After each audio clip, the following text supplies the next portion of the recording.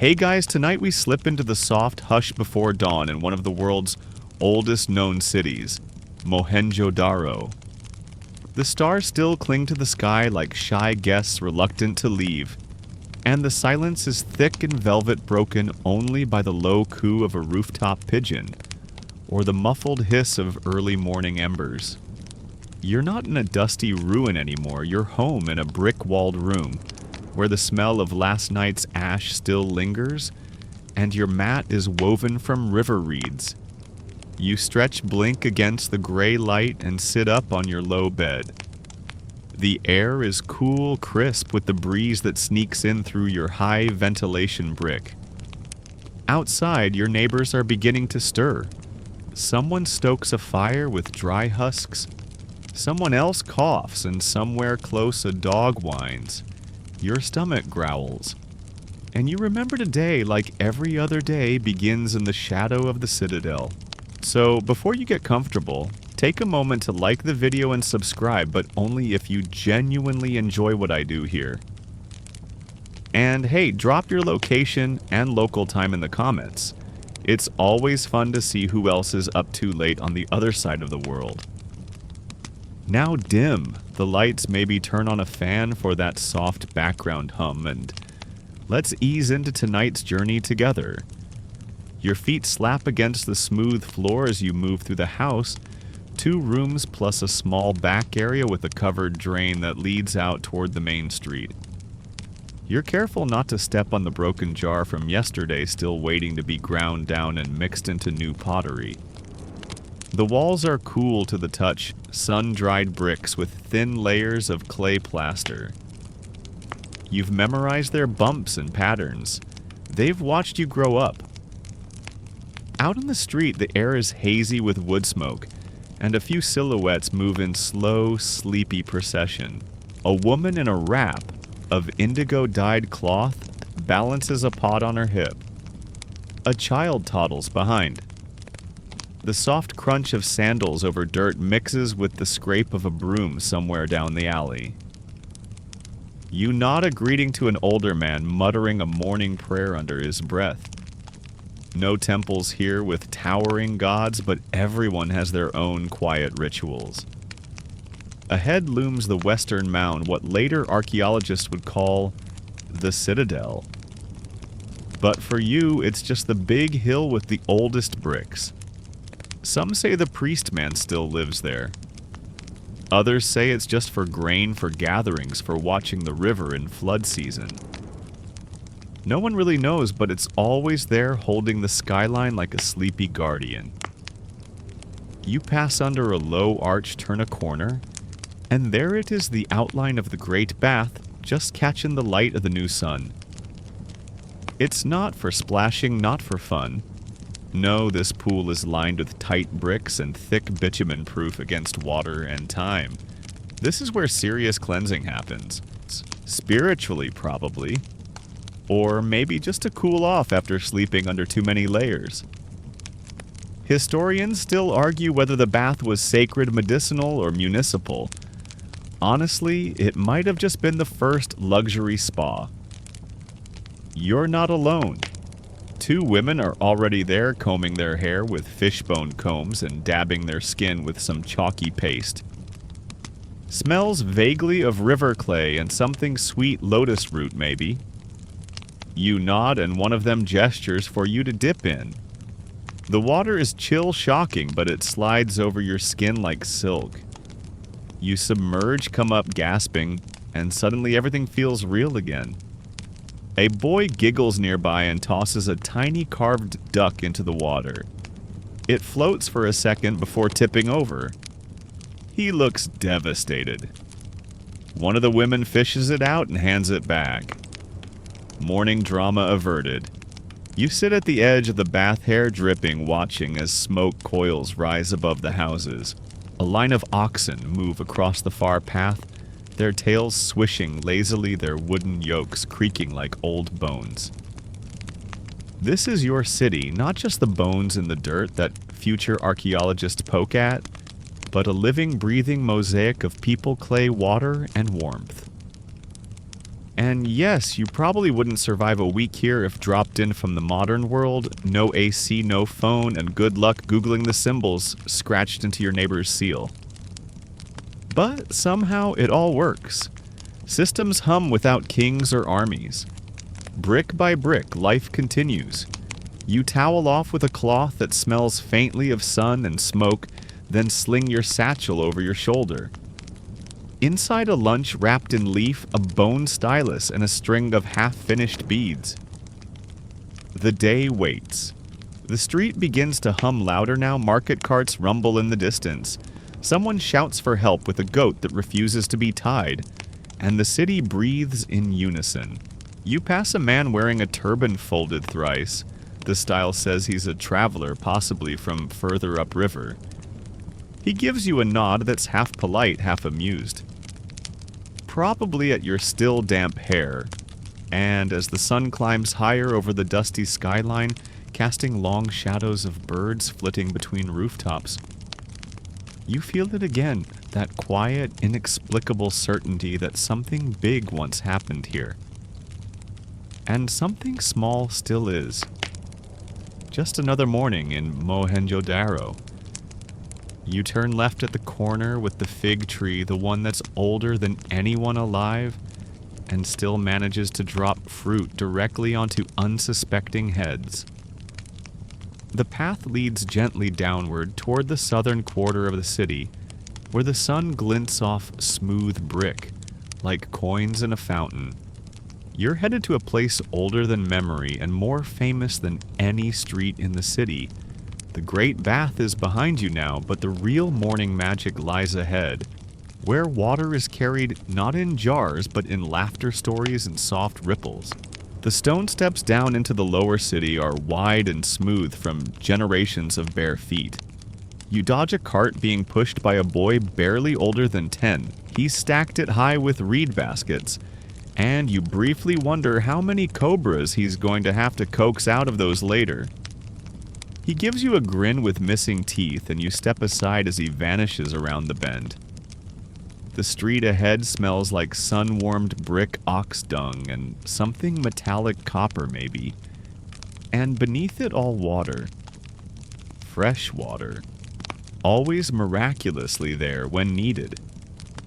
You pause at a communal tap, more of a carved spout really jutting from a brick wall with a little step for jars to sit on. A woman fills her pot and waves you over. You've known her since you were a child. Her face is as round as a drum, her laugh twice as loud.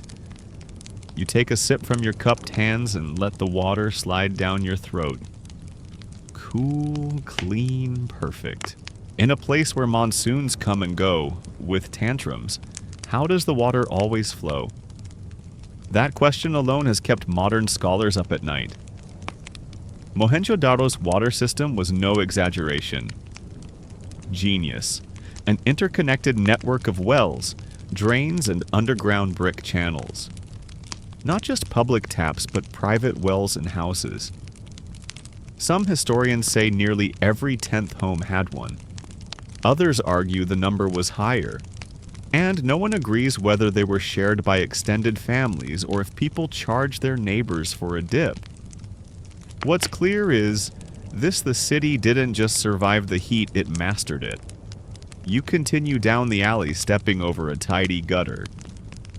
Yes, a gutter, but not like the reeking chaos you'd expect. These ones are covered with removable bricks channeling gray water beneath your feet to some mysterious endpoint. It's so tidy, so advanced that you can't help but giggle thinking about modern cities that can't even keep potholes closed. Someone calls your name from behind a thick curtain strung across a doorway.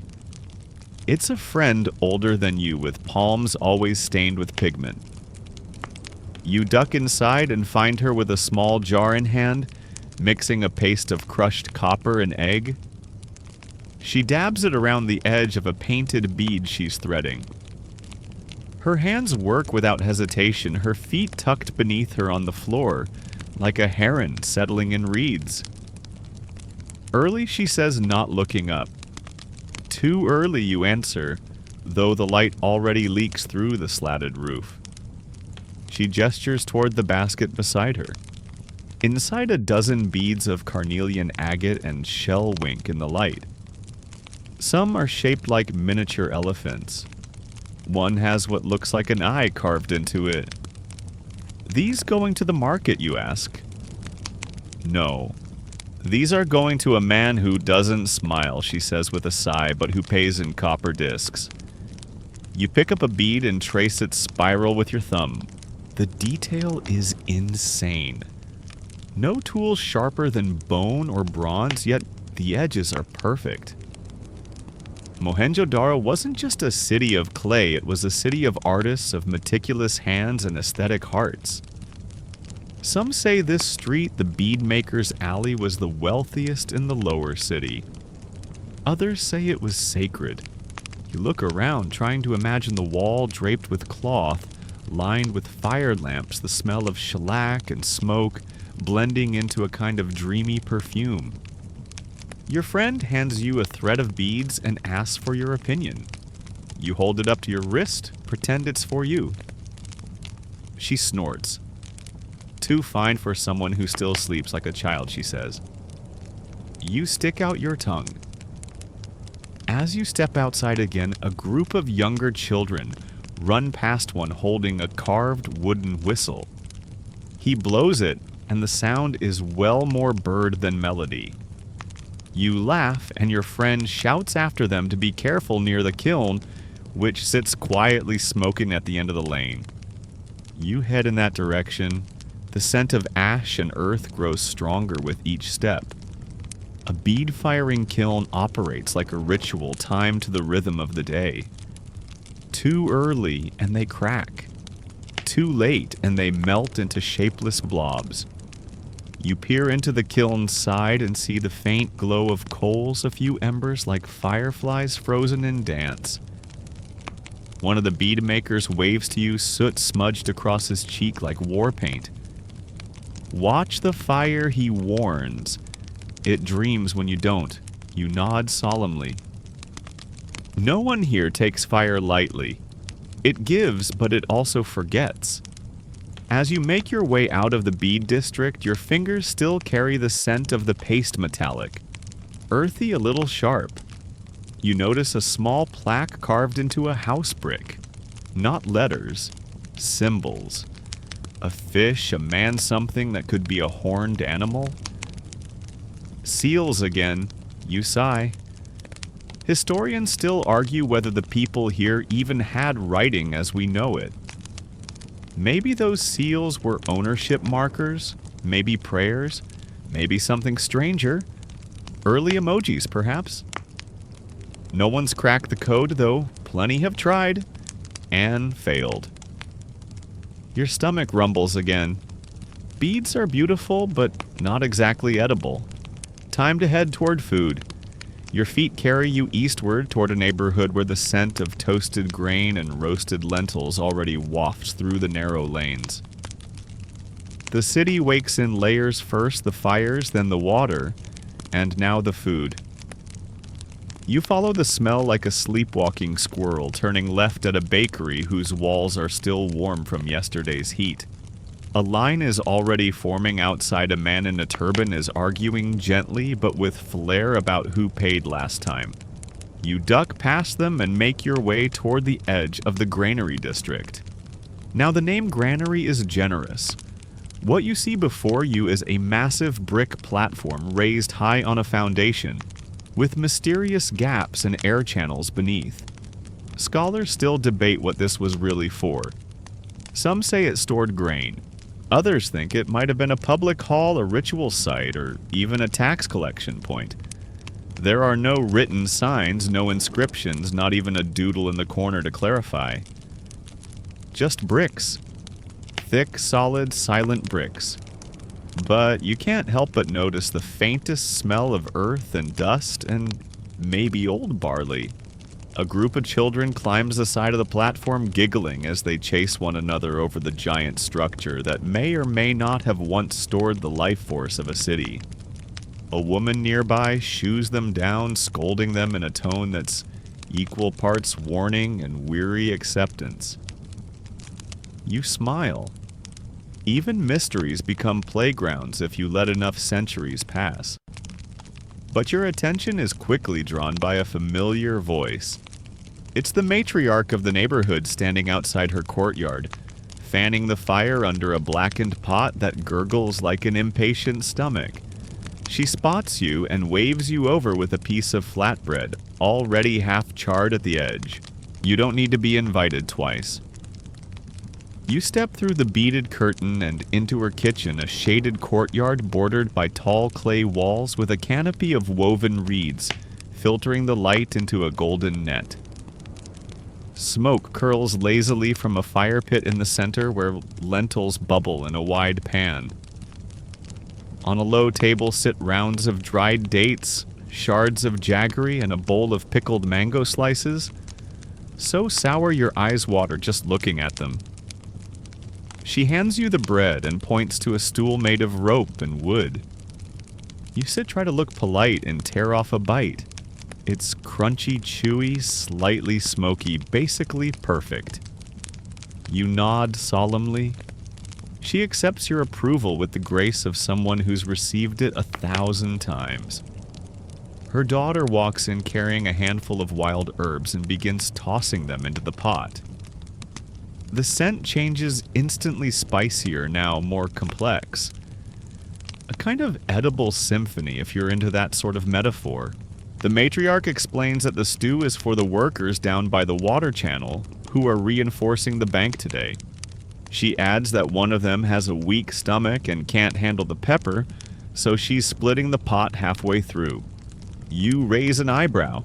She snorts. You think this is my first stew? As the food simmers, she shows you her oldest ladle, a carved clay tool, passed down from her own mother, darkened from decades of use. You run your fingers along the smooth handle, noticing the tiny crack near the curve. She calls it a cooking scar and shrugs. Everything good gets broken at least once, she says. It's the only way to prove it's real. You chew that over figuratively and literally as you help grind spices on a flat stone. Cumin, coriander, and a hint of what might be asafoetida, the kind of scent that seeps into your clothes and stays with you for days. She suddenly claps her hands and gestures toward the corner. You turn and see a small clay figurine tucked beneath a shrine niche. It's worn but unmistakable, a woman with wide hips and an elaborate headdress. You ask if it's a goddess, maybe the matriarch says, or maybe she's just watching the lentils. You laugh, but your brain stores that image anyway. A goddess of stews. There are worse deities to pray to. Before long, the pot is lifted off the fire and the stew is spooned into leaf-wrapped packets. One by one, workers come by the courtyard gate to collect their share. They nod in gratitude, some with a joke, some with a blessing. A boy with clay-stained hands offers a small flower in return. She accepts it with a wink. As the last packet is handed off, you realize your plate is empty, and your fingers are covered in oil and spice. The matriarch hands you a cloth and a cup of cool water. You thank her, and she waves you off with a, "Come back when you're hungrier." You return to the street, stomach warm and full brain, buzzing with half-baked theories about granaries and stew goddesses. The city is now fully awake. Market stalls clatter open, children shout in games, and someone somewhere is singing off-key. You pass a man with a jar of honey who offers you a spoonful in exchange for a joke. You tell him one about a buffalo and a broken cart. He laughs hard enough to spill some honey on his feet. Worth it. And as you walk back toward the heart of Mohenjo-Daro, past doorways with painted lintels and neighbors brushing their teeth with neem twigs, you realize the city doesn't just contain life, it cooks it, flavors it, simmers it, until it's both familiar and strange. A place that feeds the body, and maybe feeds the mystery too. You wipe your fingers on the edge of your tunic, still tasting cumin on your breath, and turn toward the sound of laughter echoing off the alley walls. It's a high, shrill kind of giggle, the unmistakable sound of children playing a game they've already forgotten the rules to. As you approach, you see them a half-dozen kids crouched in a semicircle, rolling miniature carts across the dusty lane. Each cart is a tiny bullock wagon, hand-molded from terracotta with wheels that wobble but spin all the same. One boy's bull has painted horns, while a girl's cart has a flower tucked into the back. Another child too young to play chews thoughtfully on a clay bird with half its beak missing. You squat beside them, trying not to interrupt. But one of the older children notices you and offers you a cart with all the generosity of a king bestowing treasure. You take it, roll it back and forth in the dust, and pretend to admire its craftsmanship with scholarly seriousness. Very aerodynamic, you say. The kids blink. Fast, you clarify. They nod, satisfied. It's hard not to be charmed by how recognizable this scene is. The toys, though shaped by hand and baked in a simple kiln, look like they belong in any playground on Earth. Bull carts, monkeys on wheels, spinning tops, animal figurines everywhere you turn. Mohenjo-Daro is full of signs that childhood here wasn't so different. Sure, the toys are made from mud and imagination instead of plastic and batteries, but the joy, that's identical. You pick up one of the figures, a tiny rhino, surprisingly detailed, and trace the curve of its back. Did you make this one, you ask? The girl beside you nods proudly. With my uncle, she says. He lets me use the leftover clay. Leftover clay, turned into magic. Some historians argue whether these toys were just playthings or had deeper meanings, educational tools maybe, or offerings to household spirits. One theory suggests the rolling carts were used in rituals to invoke fertility or bring good harvests. Another theory says they're just toys. Honestly, the truth is probably somewhere in between. As the children race their carts down a slight slope, a woman calls from a doorway, and half the group immediately scatters. One child shouts, "Last one home has to sweep the goat pen," and suddenly there's a stampede of tiny feet vanishing around the bend. You sit there for a moment alone with the rhino toy in your hand, and marvel at how something so small, so handmade, can carry 4,000 years of continuity. A child's smile unchanged by time. A voice interrupts your thoughts. "You're too old for toys," someone says, gently teasing. You glance up to see a familiar face, a young woman with a stack of painted bangles looped over one arm like she's hawking color itself. She grins and holds up a sky blue bangle with speckles of white. "For someone in love," she says slyly. "Am I, you ask?" She shrugs. The color knows. You chuckle, but she's not joking. In Mohenjo-Daro, bangles aren't just accessories, they're subtle messages. A red one might say you're newly married, yellow for hope, green for fertility, and blue. Well, that's trickier. It could mean yearning, or mourning, or just liking how it looks. No one agrees, of course. Which only makes them more powerful.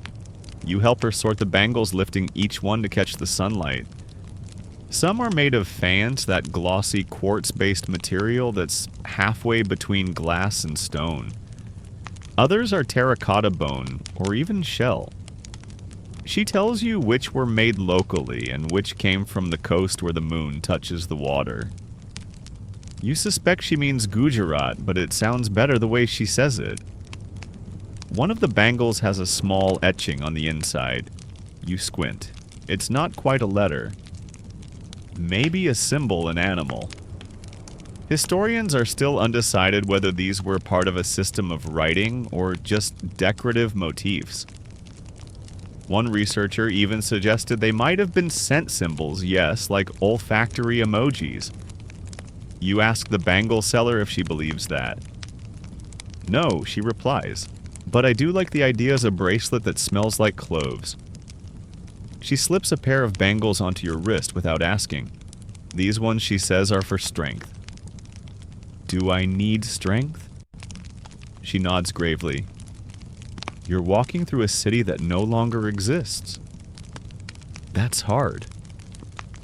You glance down at the bangles green with a touch of gold. They clink softly as you move your hand like the sound of wind through grass.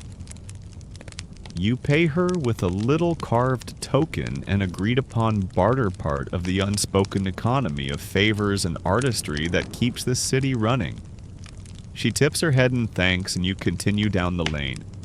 The sun is climbing now, and with it the heat.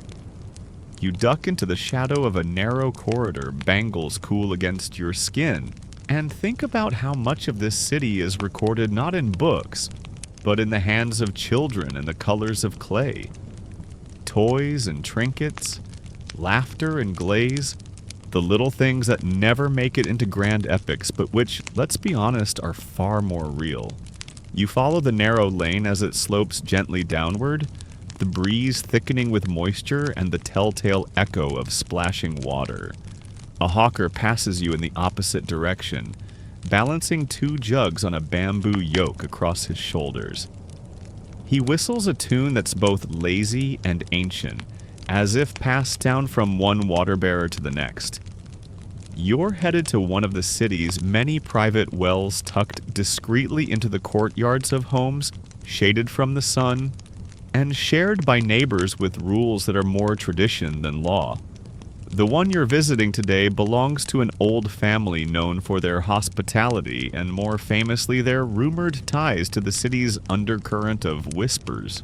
You know, the kind that might involve coded messages, secret meetups, or love letters passed along with a bucket. The well stands like a quiet sentry in the middle of the courtyard, lined with bricks that seem older than the surrounding walls. The pulley creaks as a girl lowers a small copper pot, her face calm and practiced. The water comes up clear, a splash of cool light in the otherwise dusty air. She dips a ladle and offers it to you wordlessly. You sip it, tastes faintly of clay and iron grounding, like drinking the bones of the earth. As you settle beside the well, you notice something odd, an indentation on the stone rim, smooth and finger-worn. The kind of detail you'd miss if you weren't looking. You run your thumb along it and wonder how many hands, how many years have made this exact motion. Do you want the story? The girl finally asks. You nod. She leans in slightly. Some say this well is twin to another on the far side of the city. They're connected underground. You drop a flower in here, it floats up over there. Lovers used to use it to send messages. Or spies. She leans back with a shrug. Of course, it could just be a well. You grin. Stories flow easier than water here. The layout of Mohenjo-Daro's wells still fascinates scholars.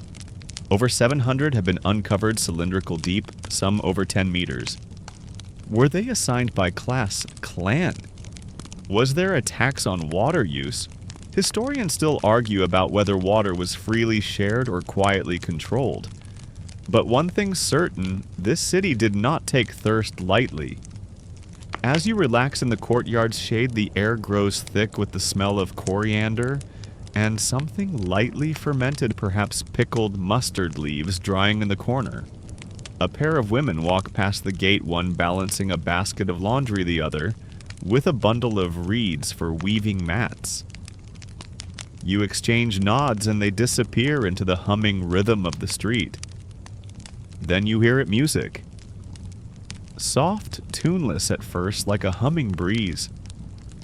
It leads you toward a modest building with steam rising from behind a low wall. You recognize it instantly, the neighborhood bathhouse. Not the famous Great Bath, but a smaller communal spot where the real city sings literally. Inside, the air is warm and damp, infused with the scent of sand soapberry and sun-dried herbs. Women sit on stone benches, scrubbing skin with fistfuls of sand and oil, while others comb hair, untangle stories, and occasionally belt out verses that rise and fall like waves. You're handed a bowl of scrub paste by a grandmother who clearly runs the place. "Behind the ear," she says firmly. "That's where secrets hide." You laugh and take your place beside a wall, joining in the slow ritual of cleansing. It's not silent here, not the stillness of sacred spaces, but a different kind of calm. Familiar. Safe. Gossip replaces scripture, and laughter is more frequent than prayer. One woman leans toward you. "Did you hear about the seal? What seal?" She wiggles her fingers dramatically, the one they found in the drainage shaft covered in symbols. They say it was buried on purpose. A curse, maybe. You raise your eyebrows. Or she shrugs someone dropped it while using the toilet. Everyone laughs. The walls echo.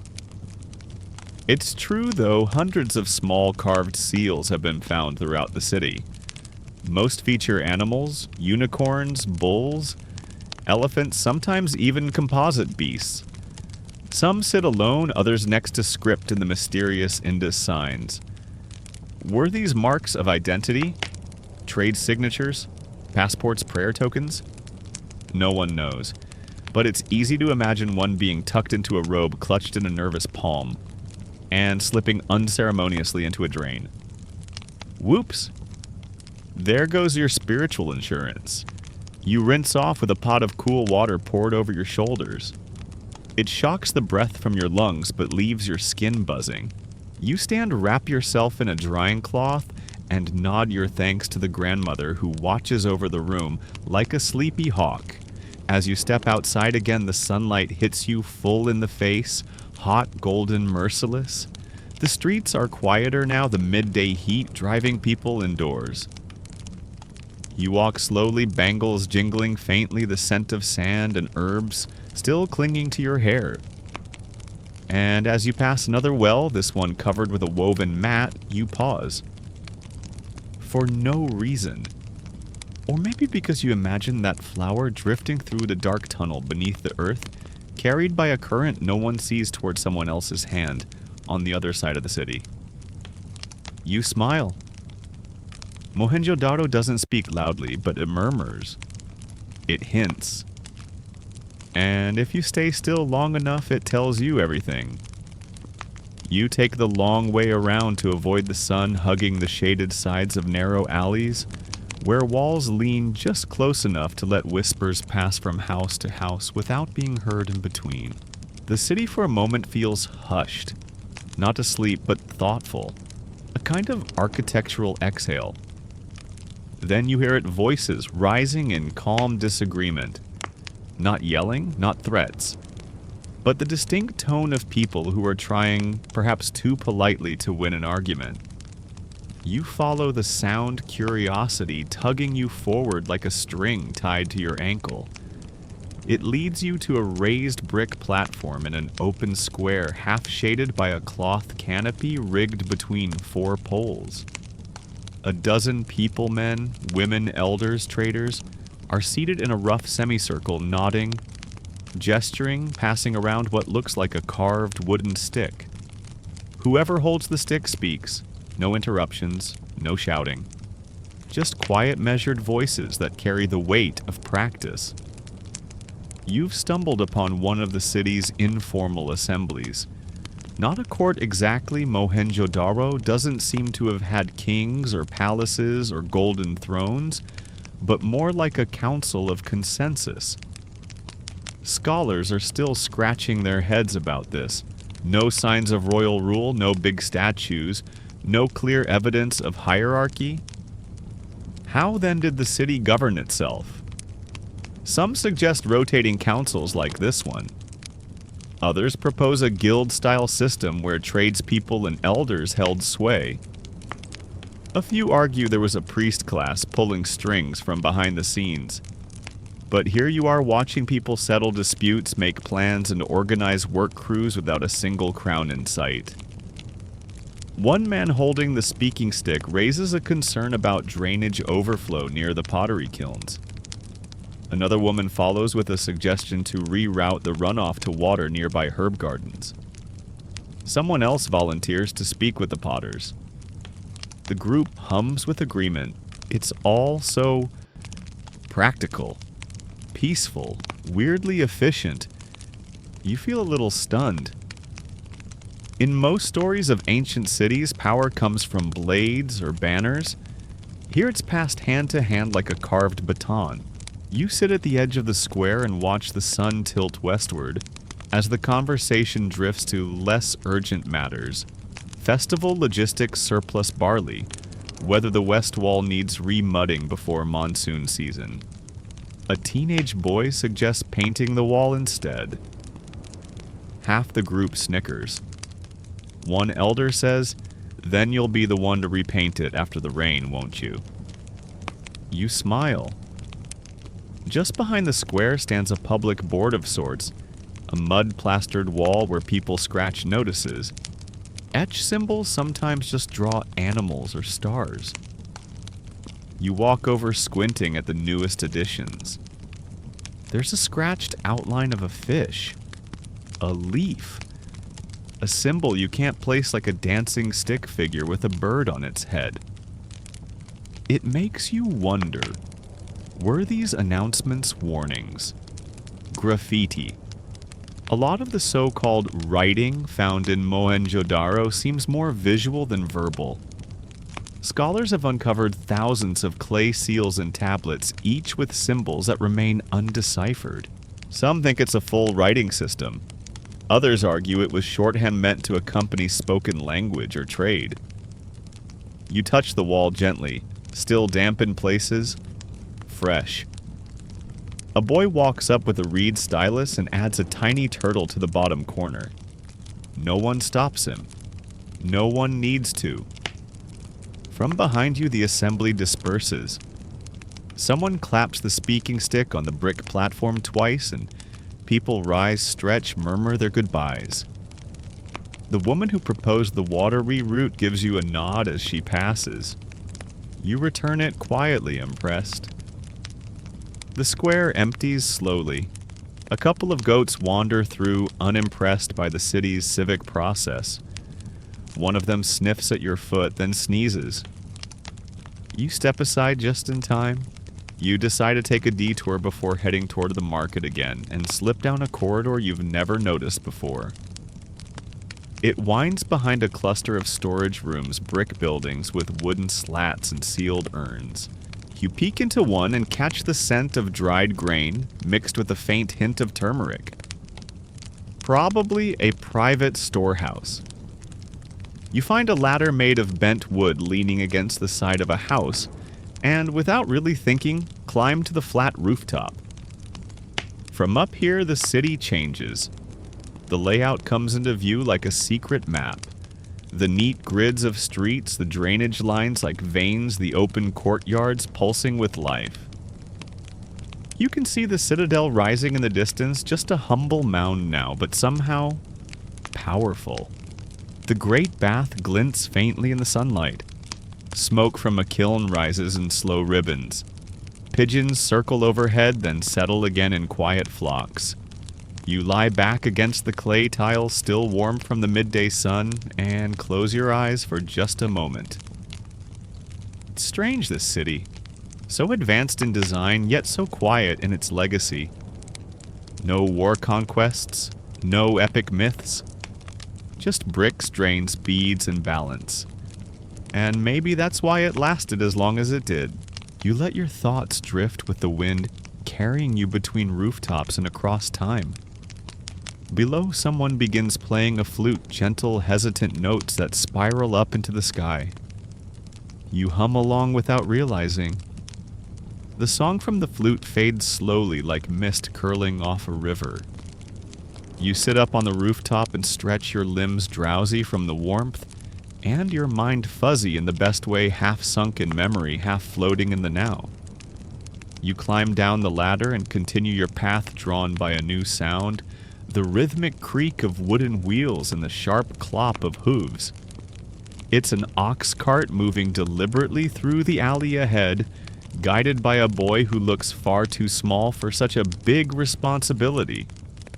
But he handles the reins with practiced ease, and the ox-gray, thick-necked, eternally unimpressed plods on without protest. You step aside, leaning against the wall to let them pass. As the wheels roll by, you glance down and catch something that makes you pause a slight depression in the street, running parallel to the path. Not a rut, but a channel narrow, lined with small bricks and capped every few feet with slabs that can be lifted away. You've seen these all over the city. Covered drains. A whole invisible web of water management right under your feet. You crouch down and tap one of the bricks. It's smooth, firm, and even now it's a little damp from this morning's washings. Mohenjo-Daro's drainage system is the kind of thing modern urban planners either idolize or envy. Every major street has an open or covered drain. Most houses are connected to them through little outflow channels. Wastewater runs from bathing platforms and kitchens into this underground maze and away from where people live and breathe. Some historians say it's the oldest comprehensive sanitation system in the world. Others point out that it didn't rely on centralized plumbing, but on smart, low-tech design. Still others whisper that modern cities with all our pipes and pumping stations could learn a thing or two from the Harappans. You believe them. Further down the street, you pass a woman pouring a bucket of soapy water onto a polished slab just outside her front door. It vanishes down a grate with a soft hiss. Satisfying. Efficient. Clean. You reach a fork where two streets meet at a slightly tilted junction. There's a wide public drain here, and a boy with a long-handled scraper is clearing debris from the grate. He's cheerful, singing to himself as he works. You nod at him and he grins, holding up a piece of broken jewelry caught in the grate. Lucky catch, he says. You inspect it, just a fragment of faience shaped like a leaf, but the glaze still shimmers faintly in the sun. You wonder how many stories have slipped into these drains accidentally or otherwise. Jewelry secrets may be a love letter folded into a lotus petal. Or worse, someone's taxes. You follow the drain a little longer. It hugs the wall of a workshop where a group of men sit cross-legged in the shade, surrounded by tools, buckets, and long rods of bronze. They nod in greeting as you pass, too focused on their work to chat. One of them scrapes a blade against a wheelstone. Another adjusts a tiny spout over a jar filled with metal scraps. You realize they're smiths. Tinkers, maybe. Specialists in keeping things flowing, both literal and metaphorical. Near the edge of their workspace is something that catches your eye, a set of bricks, carefully laid into the ground at a slope. A ramp, but not for carts, for water. You glance closer and see that it leads into another covered drain, this one branching off into a side channel. You stare at it for a while, marveling at how much thought went into something no one's supposed to notice. Hidden architecture. Invisible genius. Don't step on it, says a voice. You jump slightly. An old man is watching you from behind a bundle of reeds. Loose brick, he says, nodding toward the slope. Sprained my ankle there 2 monsoons ago. Thought I was cursed. You laugh. And were you? Only by myself, he says with a shrug. You thank him and step carefully around it. As you walk, you begin to notice just how much of the city's rhythm depends on this unseen system. Washwomen pour buckets, potters rinse tools, bathers empty tubs. All of it disappears under the city like breath exhaled from its lungs. It makes you think Mohenjo-Daro isn't just built on bricks. It's built with intention. It's like every wall, every drain, every slab of clay was placed by someone who understood that cleanliness wasn't just about comfort. It was about survival, health, dignity. And yes, maybe a little about pride. Because let's face it, if you're going to live in a city surrounded by thousands of people without plastic plumbing or pest control, you'd better know how to manage your mess. One last turn brings you to a public bathing platform where a line of people waits their turn to rinse off. Water flows from a spout into a carved channel. A woman scrubs her arms with a bundle of mint leaves. A man beside her shaves with a bronze blade and a piece of polished obsidian for a mirror. You sit nearby the brick warm beneath you and just watch. Watch how effortlessly a whole civilization moves around the simple miracle of clean water. No kings, no pipelines, just bricks, gravity, and maybe a bit of brilliance. You close your eyes and the sound of the drain water rushing beneath you becomes a kind of lullaby. Mohenjo-Daro, the city that breathes through its bricks. You wander through the city's southern quarter now, guided by sound, more than sight.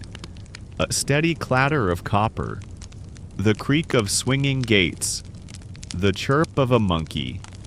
Yes, definitely a monkey.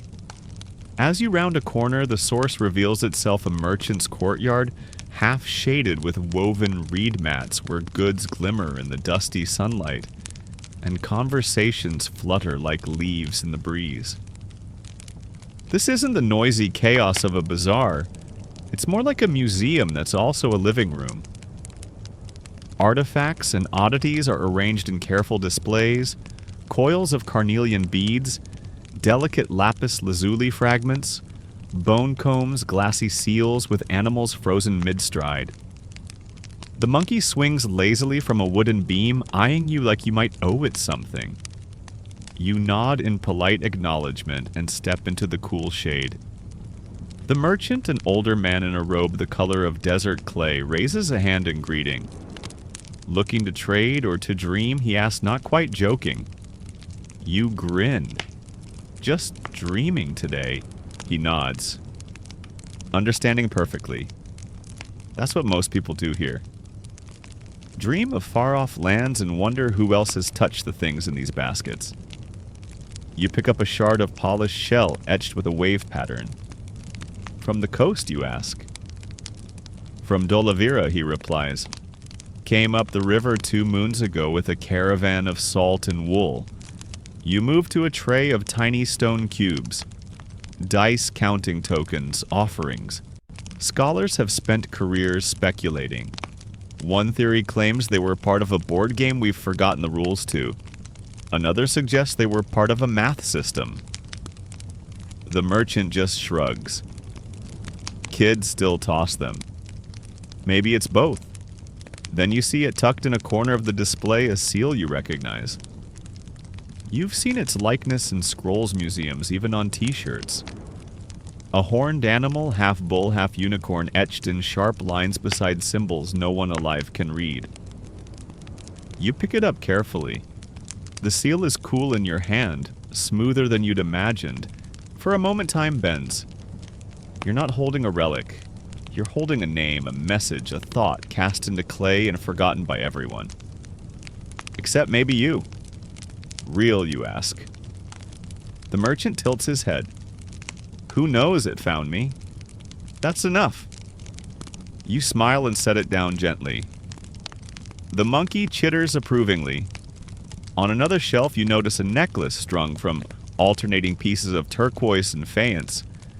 The turquoise, the merchant says, came from beyond the highlands. Maybe even from what we now call Iran. Mohenjo-Daro didn't live in isolation, it whispered across oceans and deserts. It traded with Mesopotamia. It left its fingerprints on faraway ports and welcomed strangers in robes and languages now buried in dust. You pick up a copper ring, simple, elegant, a little warped. Traded or made here, you ask. The merchant lifts his brow. Both. Trade brings the metal. The city gives it form. That's how Mohenjo-Daro worked. It didn't conquer. It connected. It wasn't built on blood, but on barter. You step into the shaded back section of the courtyard where long, shallow baskets hold spices and resins. The smell hits you like a soft gust, cardamom, fenugreek, dried tamarind, and something musky frankincense maybe, or a local cousin. You lean closer. There are also dried limes, powdered shells, and little bundles of herbs tied with reed twine. Medicine, you ask? The merchant nods. Or poison, depending who's mixing it. Fair enough. He gestures toward a small locked box near his stool. That one's not for sale, he says. Contains something cursed, or blessed. Depends on the day. You raise an eyebrow. What is it? He leans in with a twinkle in his eye. The last whisper of the city before it was forgotten. You laugh, but you also believe him a little. You linger there for a while longer, tracing your fingers over seals and beads, listening to the creak of the monkey's perch and the distant clang of a pot being set down with too much enthusiasm. A young boy runs past the gate trailing a ribbon, shouting something about lunch being ready. Somewhere someone is singing a lullaby in a language that may or may not be your own. As you prepare to leave, the merchant reaches beneath his table and hands you a small token, an amulet, carved from bone in the shape of a fish. For dreams, he says. You nod, slipping it into your satchel. Thank you. He bows slightly. May you wake before you forget them. Outside, the sunlight has shifted less harsh now, more golden. You glance back at the courtyard, but already it feels like a mirage, something half-imagined. But the fish amulet in your pocket is real, and it's humming with stories. The city air is warmer now, thick with the slow shimmer of afternoon. You move like everyone else, deliberately, lazily chasing shade from one doorway to the next. Your feet carry you toward the edge of the artisan quarter, where the hum of tools fades and something softer takes its place. Laughter, clinking cups, the occasional hiccup.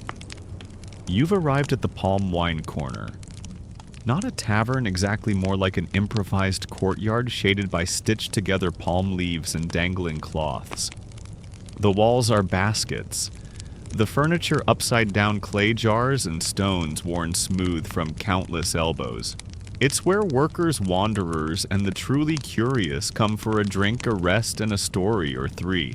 You duck inside and are instantly greeted by a familiar face, a man with a beard as wild as his stories, and a gap-toothed grin that's borderline legendary.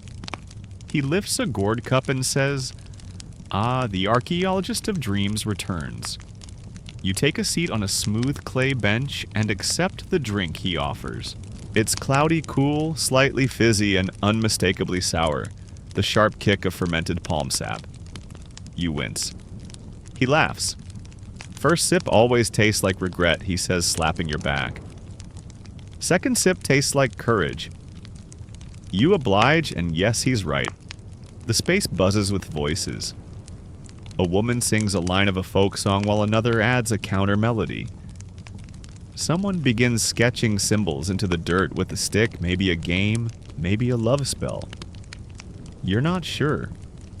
A group nearby is in heated debate over a question with no clear answer.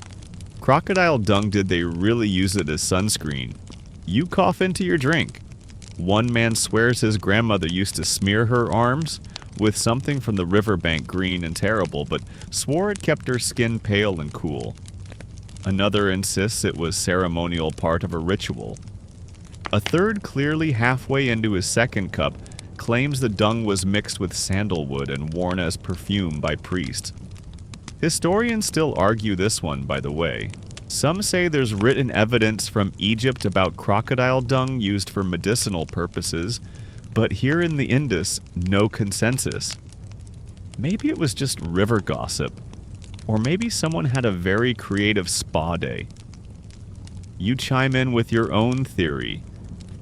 Crocodile dung was probably just a byproduct of living near the river, and someone somewhere tried everything at least once. The table laughs. As the conversation shifts, the bearded man begins telling a story about a boat that floated upstream against the current, powered, he claims, by moonlight and a woman's curse. You nod along. Real doubtful. Entertaining extremely. He slaps the table dramatically. And when it reached the city walls, every fish in the river leapt out and turned to stone. Everyone gasps. Someone throws a date pit at him. He bows. You take another sip. The drink has mellowed, or maybe your tongue has surrendered. It tastes like fruit earth and something vaguely mischievous. You notice a little basket in the corner filled with carved tokens, animal stars, what might be game pieces. You reach in and pull one at random. It's a tiny turtle with a hole through the middle worn smooth from handling. For luck, the bearded man says. Or taxes. Depends on who you ask. You laugh and return it to the pile. The woman across from you leans in, eyes gleaming. Do you want to hear the story of the ghost well? Yes. She smiles, leans back, and begins weaving a tale of a well that whispers only to those who've lied in court. You wonder if this was once how laws were enforced, not through punishment, but through stories that lived in the mouths of grandmothers. Another theory, maybe the laws were spoken, not written. Maybe the city's governance lived in memory and song, in warnings like, don't steal from the bangle maker, unless you want your dreams to rot. You sip your palm wine and try to imagine a legal system built on superstition and soft consequences. Maybe it worked better than we think. Eventually, the shade deepens as the sun starts to slip west. The laughter softens. Someone begins stacking the cups. A child appears from nowhere, chattering about his father's fish catch and demanding dates from whoever's hands are closest. You rise to leave, head buzzing, not from the wine, but from the easy wonder of this place. Before you go, the bearded man hands you something, a folded bit of cloth with a small dried leaf tucked inside. For the heat, he says. Put it under your tongue when the sun starts staring too hard. You nod to thank him and step back out into the light. The city hasn't changed, but it looks different somehow. Softer. As if the palm wine has revealed not just stories, but the truth inside them. You press the leaf between your fingers. It smells like mint and memory, and you keep walking. You follow the smell before you see the smoke, thick, savory, laced with spice and memory. It snakes through the alleys like a slow-moving song, curling around clay walls and sliding under reed canopies.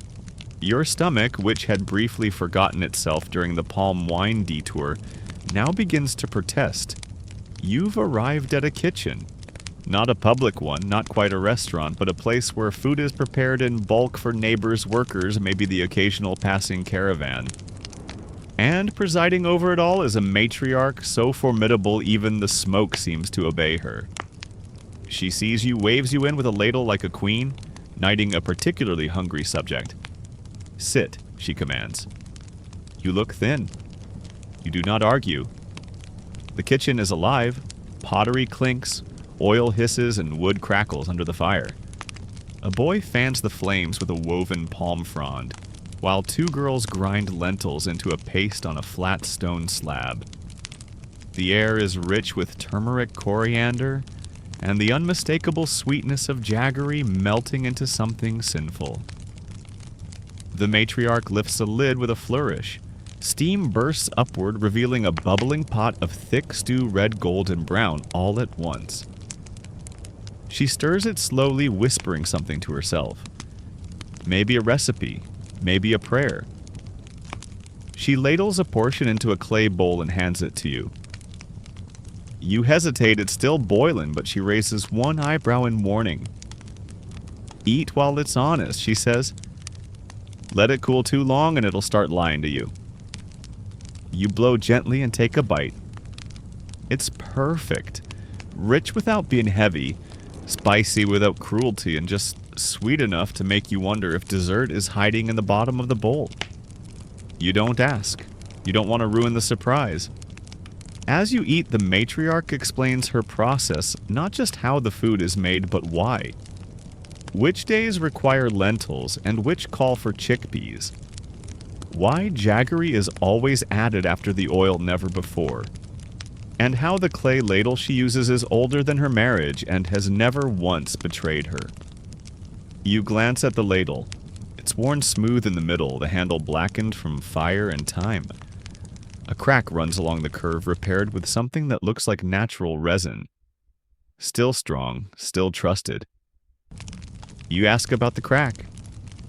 She shrugs. It split during a monsoon flood. I patched it. That's what you do. You don't throw out what remembers your touch. That line stays with you. One of the girls brings over a tray of flatbreads, puffed and golden, still steaming. She offers you one shyly and watches your face as you tear it. When you smile, she beams. That's all the compliment she needs. You notice a shelf on the wall lined with little jars sealed with wax. Each one has a symbol scratched on the lid, a flower, a triangle, a half moon, a fish. You ask what they mean. They're for different days, the matriarch explains. This one is for dry days. This is for swollen joints. This one, she taps the flower. This is for people who cry too easily. Do you make them? No, she says. I remember them. Another pause. Someone else made them. Long ago. But I keep them fed. Fed, you glance at the jars again. Nothing in Mohenjo-Daro is quite what it seems. Even food has layers. Even spices have shadows. As you finish your meal, a young boy races in, breathless, holding a cloth-wrapped bundle. He places it reverently at the matriarch's feet and unwraps it to reveal an offering of fresh fish still glistening. She nods, accepts it, and starts cleaning them without ceremony. Just another ingredient, just another hour. You ask where the fish came from. The river, she says. Of course. Of course, you sit a little longer. Belly full, brain still hungry. This kitchen isn't just a place of food, it's a map, a ritual. A record of what the city values: patience, precision, community, and the tiny miracles of clay and spice. Before you leave, the matriarch offers you a folded leaf packet. You peek inside sweet balls of sesame and jaggery. She gives you a stern look. Eat them before sunset. They don't like the dark. You bow your thanks. As you step back into the street, the smells follow you. Smoke, sweetness, something toasted and true. The city continues to breathe around you as if exhaling the stories held in every pot and pan. And somewhere tucked inside the folds of your tunic, a warm packet of sweets hums softly like a promise not yet made. You move down the lane, one hand absently patting the warm packet of sesame sweets against your hip, when a high-pitched squeal breaks the rhythm of the street. It's followed by the unmistakable sound of tiny feet smacking against brick, laughter trailing behind like ribbon in the breeze. You glance up just in time to dodge a flying terracotta cart pushed a little too enthusiastically by its giggling owner. It wobbles, spins, and clatters harmlessly into a wall. The child, wide-eyed but unbothered, retrieves it like a seasoned charioteer and vanishes around the corner. You follow the direction they came from, curiosity tugging at your steps, and find yourself in a broad courtyard dotted with children and cluttered with delightfully nonsensical chaos. Flat stones have been arranged into something vaguely resembling a play arena. There are carved toy animals everywhere: bulls, dogs, birds, and what might generously be called a crocodile, although it looks more like a smiling shoe. Terracotta carts line the edge of the play area, some missing wheels, others overloaded with pebbles. A girl in a red tunic balances 3 monkey figurines on her head before letting them tumble down dramatically into a cloth nest. Two older boys argue over whether a particular clay figure is an elephant or just a very round cow. You settle into a shady spot and watch them. There's no adult in sight, no formal instruction, just children learning the rules of imagination. You remember the turtle token from the palm wine shop and wonder if one of these little hands made it. A group of girls nearby begins a counting game using dyed pebbles. Their hands move fast, practiced precise. It looks like fun, but also strategic. There's a rhythm to the tosses and placements, almost like music. One girl catches your eye and offers a grin that's all teeth and pride. She shouts, "Your turn." You raise your hands in mock surrender. "I'm retired," you say. They giggle, return to the game, and you quietly exhale. Scholars still debate the exact function of these toys and figurines. Were they purely for entertainment, miniature teaching tools? Or perhaps offerings left in homes or temples? Tokens of devotion disguised as playthings. One theory even suggests the carts symbolized cosmic journeys and that children's games reenacted celestial patterns. Another argues they were just toys. And maybe that's enough. You lean forward and inspect one particularly elaborate cart painted with stripes, its oxen molded with care. The wheels are fastened with tiny wooden pegs worn down from use. This cart, you think, has lived 1,000 imaginary lives, speeding across deserts, escaping river floods, delivering sweets to goddesses on their day off. And here it is now retired in the sun. Nearby, a toddler chews on a clay animal. It's missing an ear and coated in drool, but it's clearly beloved. His mother, sitting on a low step, smiles at you. "That was mine," she says. You glance back at the figurine. "He won't let go of it," she adds, shaking her head. "Even sleeps with it."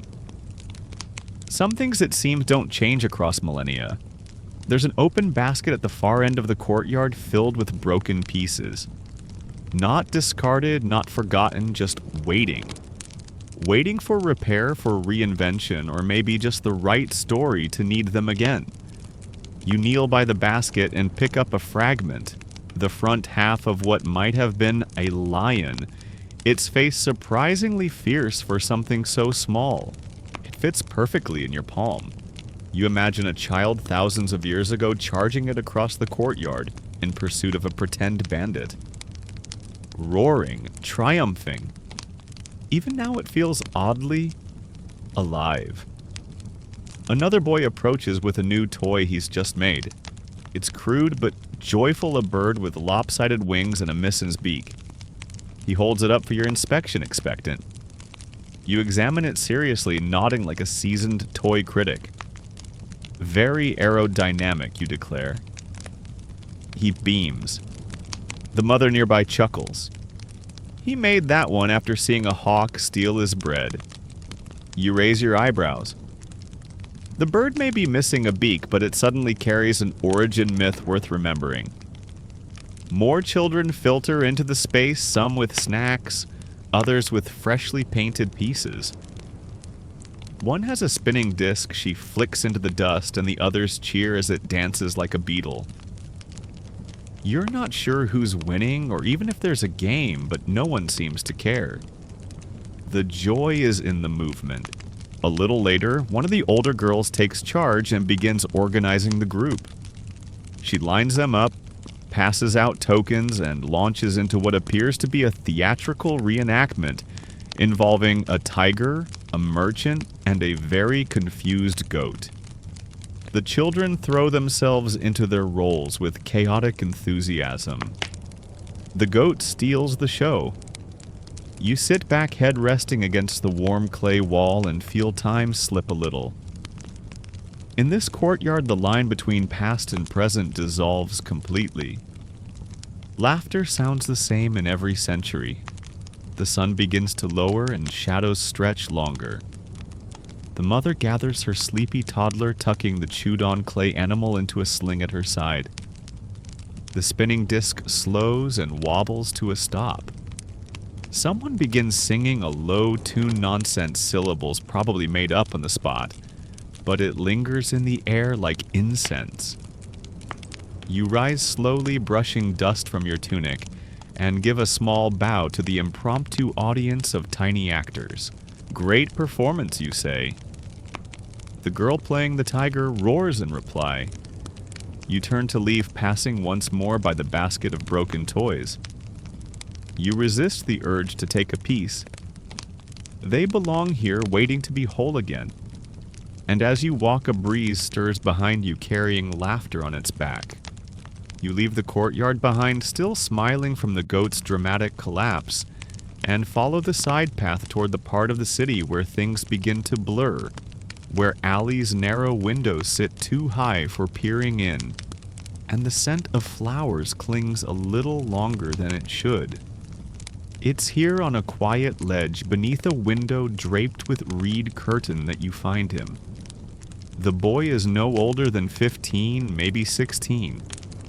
His tunic is neatly pressed, his hair a little too carefully arranged. He's holding something small in his hands, turning it over and over as though the answer to everything might finally emerge on the 1000th rotation. You approach slowly and he glances up, startled.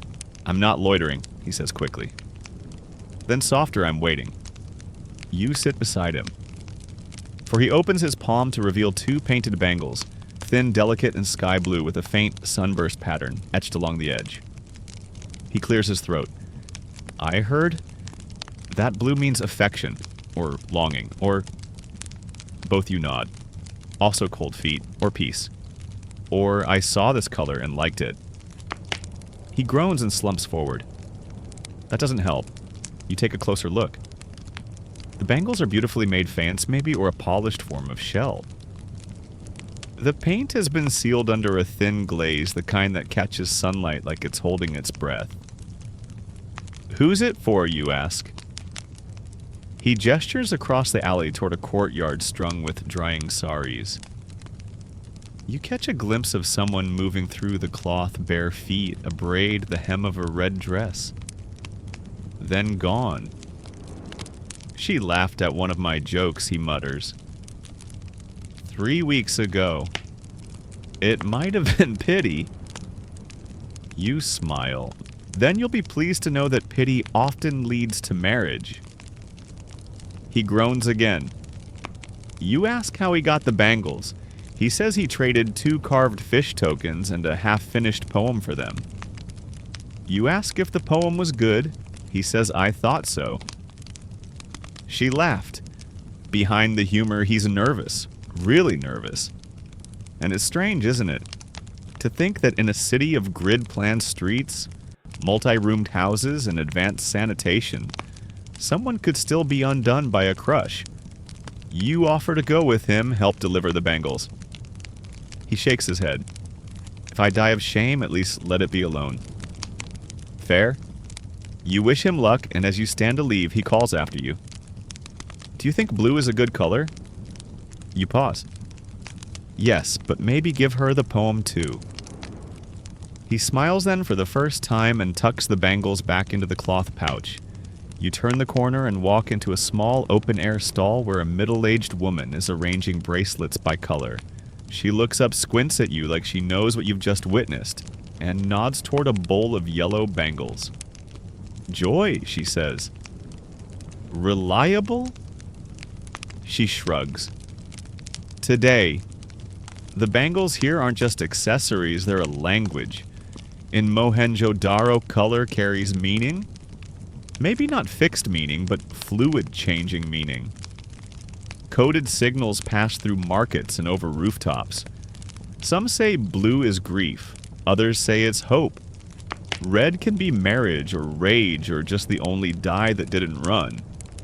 Some scholars suggest bangles were more than ornaments. They marked rites of passage, social roles, even health. One theory posits that unmarried girls wore green until their first spring festival. Another links specific bangle patterns to particular wards of the city. Naturally, none of the seals agree. You slip on a single terracotta bangle from the bowl, not because of its meaning, but because it fits your wrist perfectly. The seller doesn't charge you, just gives a knowing look. Around the corner you come upon a mural. It's half faded, the plaster chipped in places, but the design is unmistakable. Two people holding hands beneath a tree, their arms looped with identical bangles. Above them, a bird hovers with a ribbon in its beak. Possibly symbolic, possibly decorative, possibly both. You wonder how many messages have been passed not in words but in color. Bangles slipped into market baskets, left at shrines, sent by sisters on behalf of brothers too shy to speak for themselves. Or dropped in wells and drains when love soured and symbols meant too much. As the sun begins to dip lower in the sky, you hear soft music again, flute probably, and laughter. Turning back, you peek into the courtyard where the boy had sat. He's gone. But dangling from the reed curtain across the alley, there now hangs a thin blue thread tied carefully in a small knot. You smile and continue walking. The alleyway narrows as you leave behind the echo of adolescent courage and the fluttering curtain with its new blue knot. You press deeper into the heart of the neighborhood where the bricks seem older, more sun-bleached, as though the wind here has been whispering secrets for longer than anywhere else. You're looking for something quiet now, less performance, more pause. And that's when you see it. A round brick wall half hidden behind a screen of reeds and drying laundry rising from the ground like the throat of the city itself. One of Mohenjo-Daro's famous private wells. You've seen many today, public ones, shared ones, but this is different. This one is tucked discreetly inside a home's inner courtyard, guarded not by gates but by silence. You step carefully through the open threshold, and an old woman gestures you forward with a slight tilt of her head. She's seated beside the well, gently winding up a rope with the kind of tenderness you'd use with a small animal, or an old love letter. She offers you a dipper of water without a word. You accept. Cool, faintly sweet with a hint of mineral earth. It tastes like quiet. She watches you drink, then finally speaks, voice like sand over silk. You're not from here. It's not a question. You smile, but I keep showing up anyway. She nods. Wells don't mind, she says. They remember everyone who kneels beside them. You glance down. The well is lined with perfectly placed bricks, spiraling like a staircase toward a darkness that never quite reveals its end. Above it, the pulley creaks just once like an exhale. It's said that nearly every house in Mohenjo-Daro had access to a well. Not just public ones, private ones. Some large, some modest. Some with decorated rims, others plain. Some scholars argue this implies a highly decentralized infrastructure. Others think it points to a cultural reverence for water, something sacred, personal. Still others whisper that the well was more than utility, it was witness. A silent keeper of family histories, heartbreaks, rituals, and gossip. You look down into the depths. The light disappears fast, swallowed by stillness. Can I ask something, you say? The old woman gestures for you to sit. You lower yourself onto the warm brick, feel it radiate through your tunic like a heartbeat. Is it true there were messages sent between wells, you ask? Flowers dropped in one, rising in another. She smiles. Not mockery. Recognition. My mother said it happened during the monsoon. When the ground softened, the channels connected. If the water agreed, your secret might find its way to another. Did she ever try it? The woman shrugs. She claimed not to, but she always had more flowers than her garden could grow. You laugh. She doesn't. Some wells, she continues, are listeners. Others are carriers. And a few. She leans forward. A few are thieves. They keep what you give and whisper it back to you when you least expect it. You look again at the well, suddenly uncertain whether you should speak at all. "Do you want to try?" she asks. You blink. She hands you a small lotus bloom already drying at the edges. Soft pink turned faintly brown. You accept it, unsure what to say. And then gently you let it fall. It floats, lingers, then begins to turn. Down.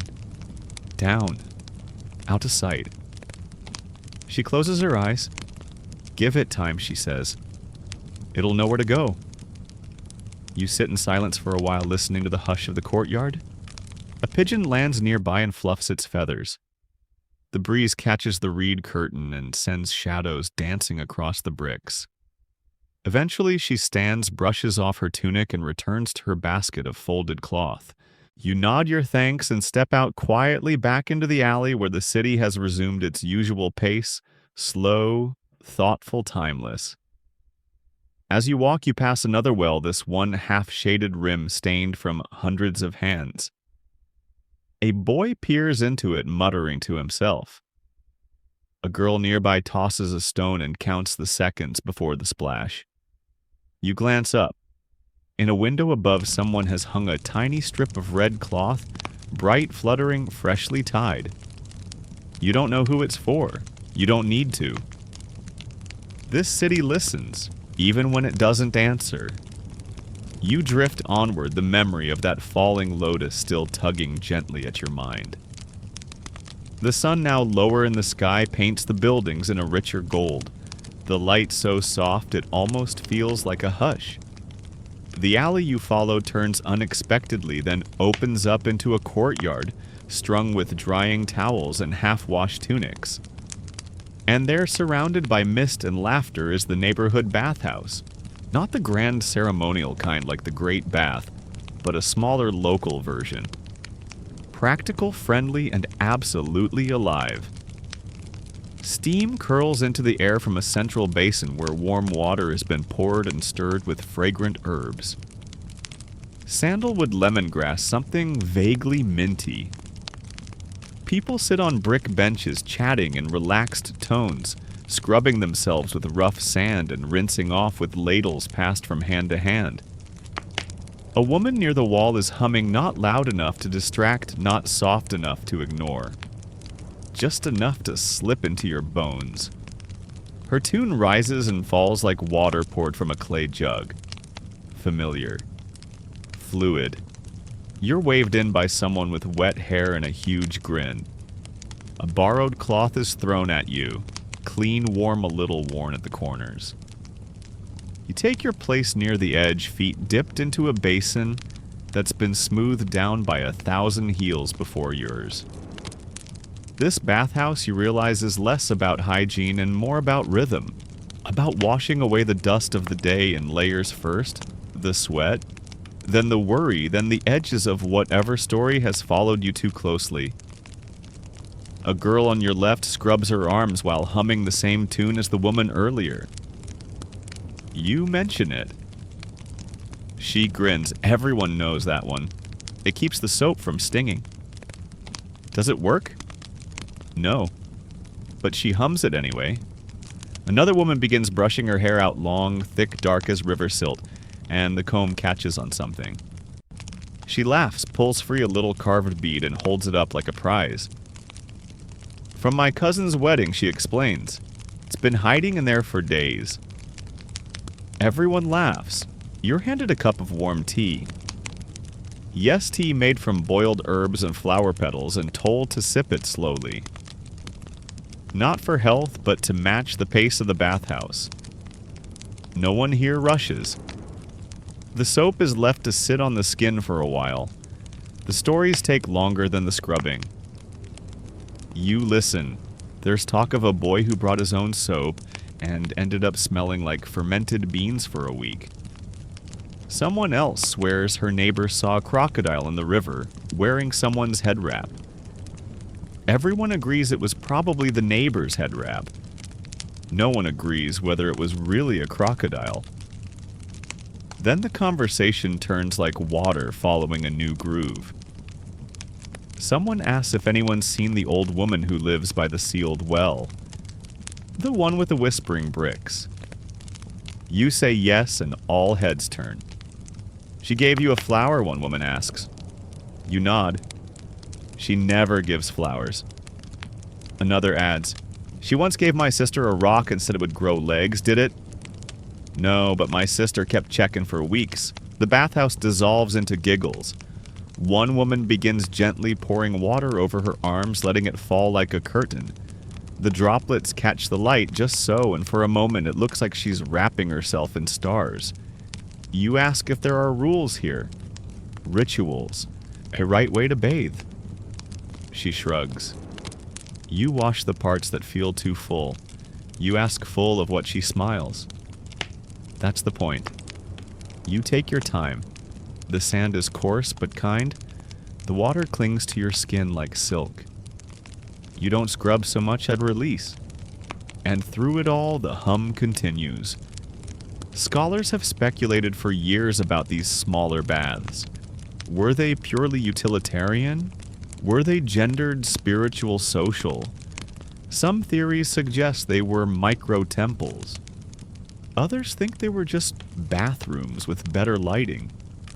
But you can't help but feel sitting here among the steam and the stories that the truth is both simpler and more sacred. This is where the city exhales. This is where grief is rinsed quietly from elbows. Where longing hides behind the ears. Where laughter gets lathered in and scraped away only to return in bubbles. Eventually you rise, wrap yourself in your cloth, and are handed a comb made from bone, borrowed not gifted. A woman gestures to a mirror of polished bronze. Don't look too hard, she warns. It tells the truth. You glance anyway? You don't see anything surprising, just someone who's starting to belong. You step back into the alley, your skin glows. Not just from the water, but from the weight you've left behind. And somewhere behind you, the humming continues. A song older than language, and lighter than dust. The evening has begun its descent, not in a rush, but in a slow unwinding, like a child pulling thread from a woven mat, just to see how far it goes. The sun flirts with the city's edge, casting long, amber streaks across the walls. You round a familiar corner and find yourself facing a low shelf market stall, its wooden counter covered in a neat row of... what exactly? Tiny square seals. Dozens of them.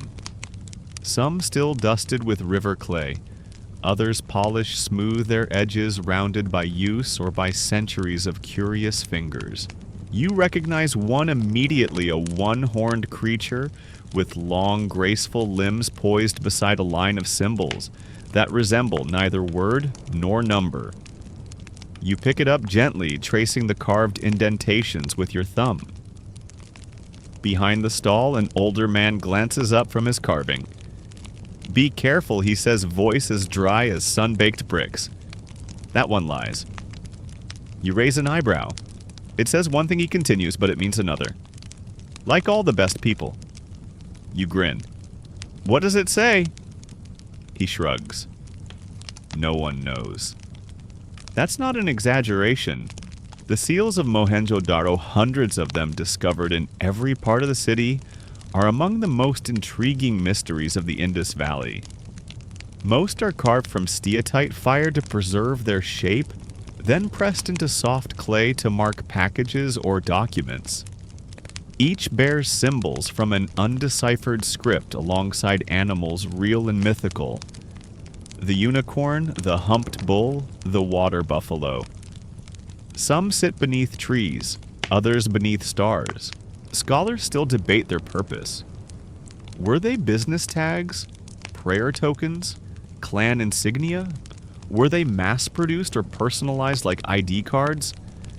And the writing, was it phonetic, syllabic, or symbolic? Or perhaps all of the above? The man behind the stall gestures to a row of newer pieces still drying on a plank in the sun. One features a pair of fish with interlocking tails. A love promise, he says. How do you know I don't, he admits. But that's what I tell people. And they always buy it. You laugh and he smiles. It doesn't matter what the symbols mean, he says. What matters is who touches them. You set the unicorn back down and pick up another, this one more abstract with a central eye surrounded by chevrons. You turn it over and find the reverse is blank. Made for someone who didn't want to be found, the man says quietly. You wonder about the hands that once used these. Did they press them into sealing clay with trembling fingers? Did they carry them like amulets? Or did they treat them casually like modern-day keys, important but invisible in their routine? A small girl skips past the stall dragging a stick through the dust behind her. She pauses, leans over the edge, and points. That one's lucky, she says. Because of the elephant, no. Because it looks like a bird, and birds never get stuck in the drains. Fair enough. You thank the stall keeper and begin to walk on only to hear his voice behind you.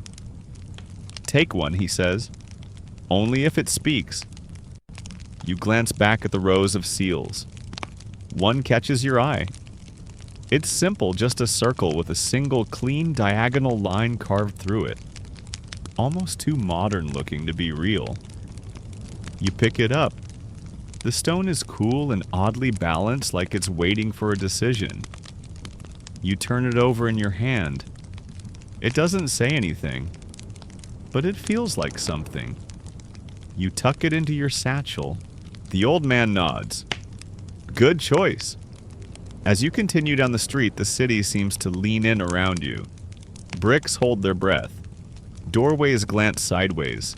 The air, though still warm, carries a thread of change.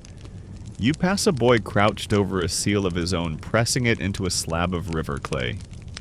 His tongue sticks out in concentration and his seal features a lopsided goat. When he lifts it, the impression is perfect. He looks up at you and grins. Want to see mine always. He hands it over. You examine the seal, then the print. The goat has his extra leg.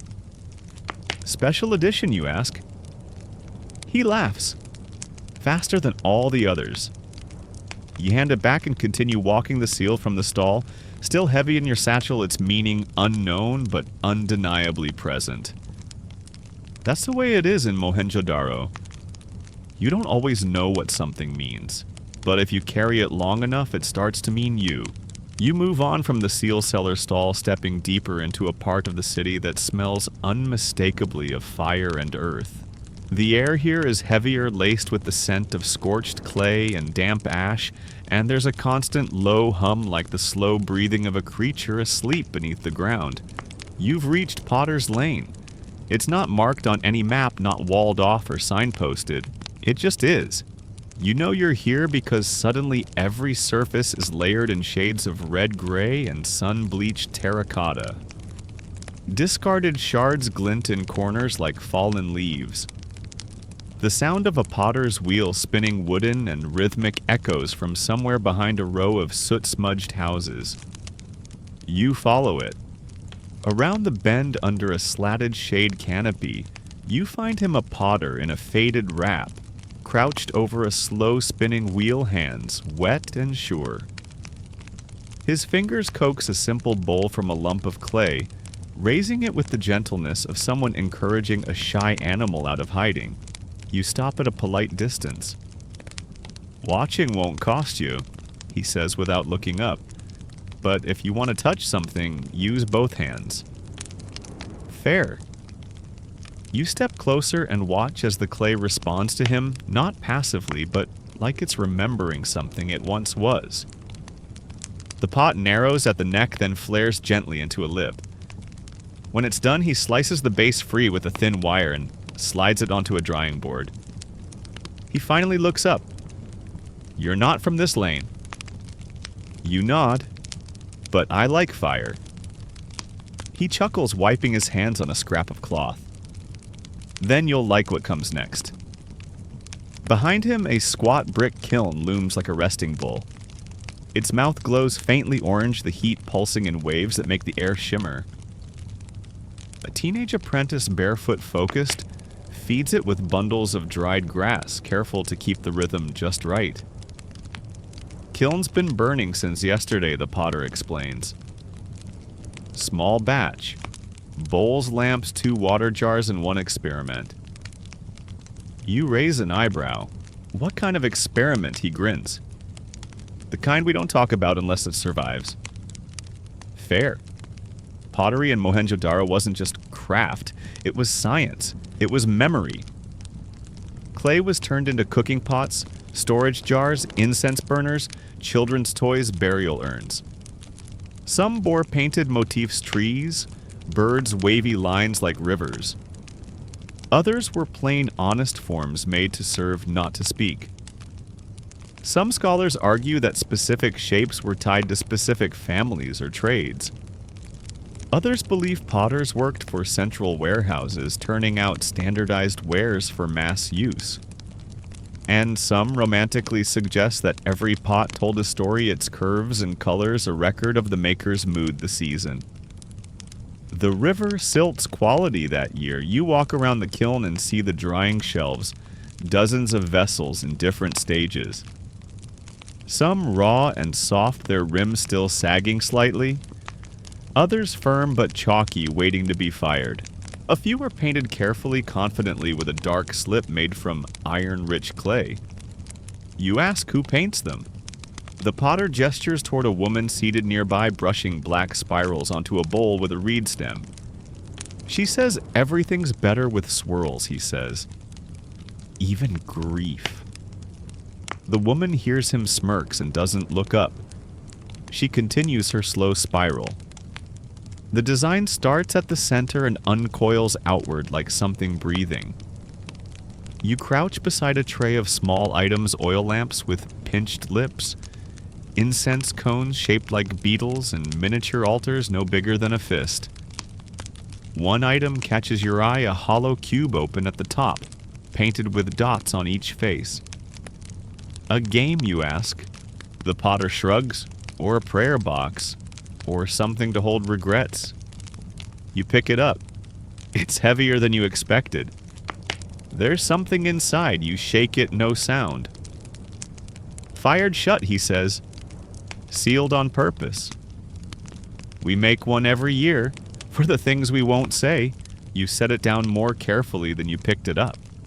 The heat from the kiln deepens and someone opens the back hatch to check the interior. You glimpse glowing shapes, pots turned golden red, their shadows dancing. The light flickers against the potter's face. He looks like a priest in some ceremony, though the only liturgy here is timing and temperature. We fire in silence, he says. Last 3 hours, no words, just fire and breath. You nod. Makes sense. Words would feel too small. The apprentice closes the hatch. The potter checks the angle of the sun. Time, he says softly. He stands, stretches, and walks to a nearby jar. He draws out a bit of clay, splits it in 2, and hands you a piece. Try, he says. Not on the wheel. Just in your hands. You sit on a cool stone and press the clay between your palms. It's gritty, cool, and alive. Not damp like mud, not dry like dust. Something in between. You begin shaping. Slowly. Mindfully. No rush. You don't make anything impressive, just a tiny bowl, uneven. A little lopsided. The potter peers over your shoulder. Good, he says. It remembers you. You leave it on a board to dry. Before you go, the woman with the brush calls out. Do you want a swirl? You nod. She adds one to the inside of your bowl. Just a single sweeping curve, unbroken, gentle, like a thought that never needed correcting. You leave Potter's Lane warm from more than just the kiln, and in your satchel a thumbprint of clay still under your nails. Still soft, still waiting to become fire. The heat now clings to everything from the curve of your spine to the soles of your feet. You pull your tunic at the collar fan, your neck lazily with your hand, and glance up searching for something, anything to offer relief. And there it is, the familiar ladder leading to a rooftop. Not yours. Not anyone's, really. It belongs to the city. You climb without asking. The rooftop tiles are warm, but not searing sun-baked to perfection. You step carefully to avoid the spots where the bricks have loosened or bowed, then drop to your knees beside a low wall and lean back into its welcome shade. Above you, sky vast and flickering, with a heat haze that makes birds look like brushstrokes in motion. Below you, Mohenjo-Daro, breathing, humming, shimmering like a bowl of stirred honey. The city sounds different from up here. Not louder or quieter, just softer, more layered. You can hear the clink of pottery, the slap of wet cloth, the creak of wooden wheels, and beneath all that something deeper. A lullaby of bricks, settling fires, exhaling footsteps, blending with wind. You stretch out arms folded behind your head and watch a pigeon hop along the ledge. It peers at you suspiciously as though you might try to steal its secrets. You assure it silently that you're too tired for espionage. Around you, other rooftops are not empty. A woman a few houses away hangs strips of onion to dry on a string. A boy chases a hen with a feather tied to a stick. Two men sip from clay cups, their shadows long against the parapet. One of them gestures as he talks, animated and laughing.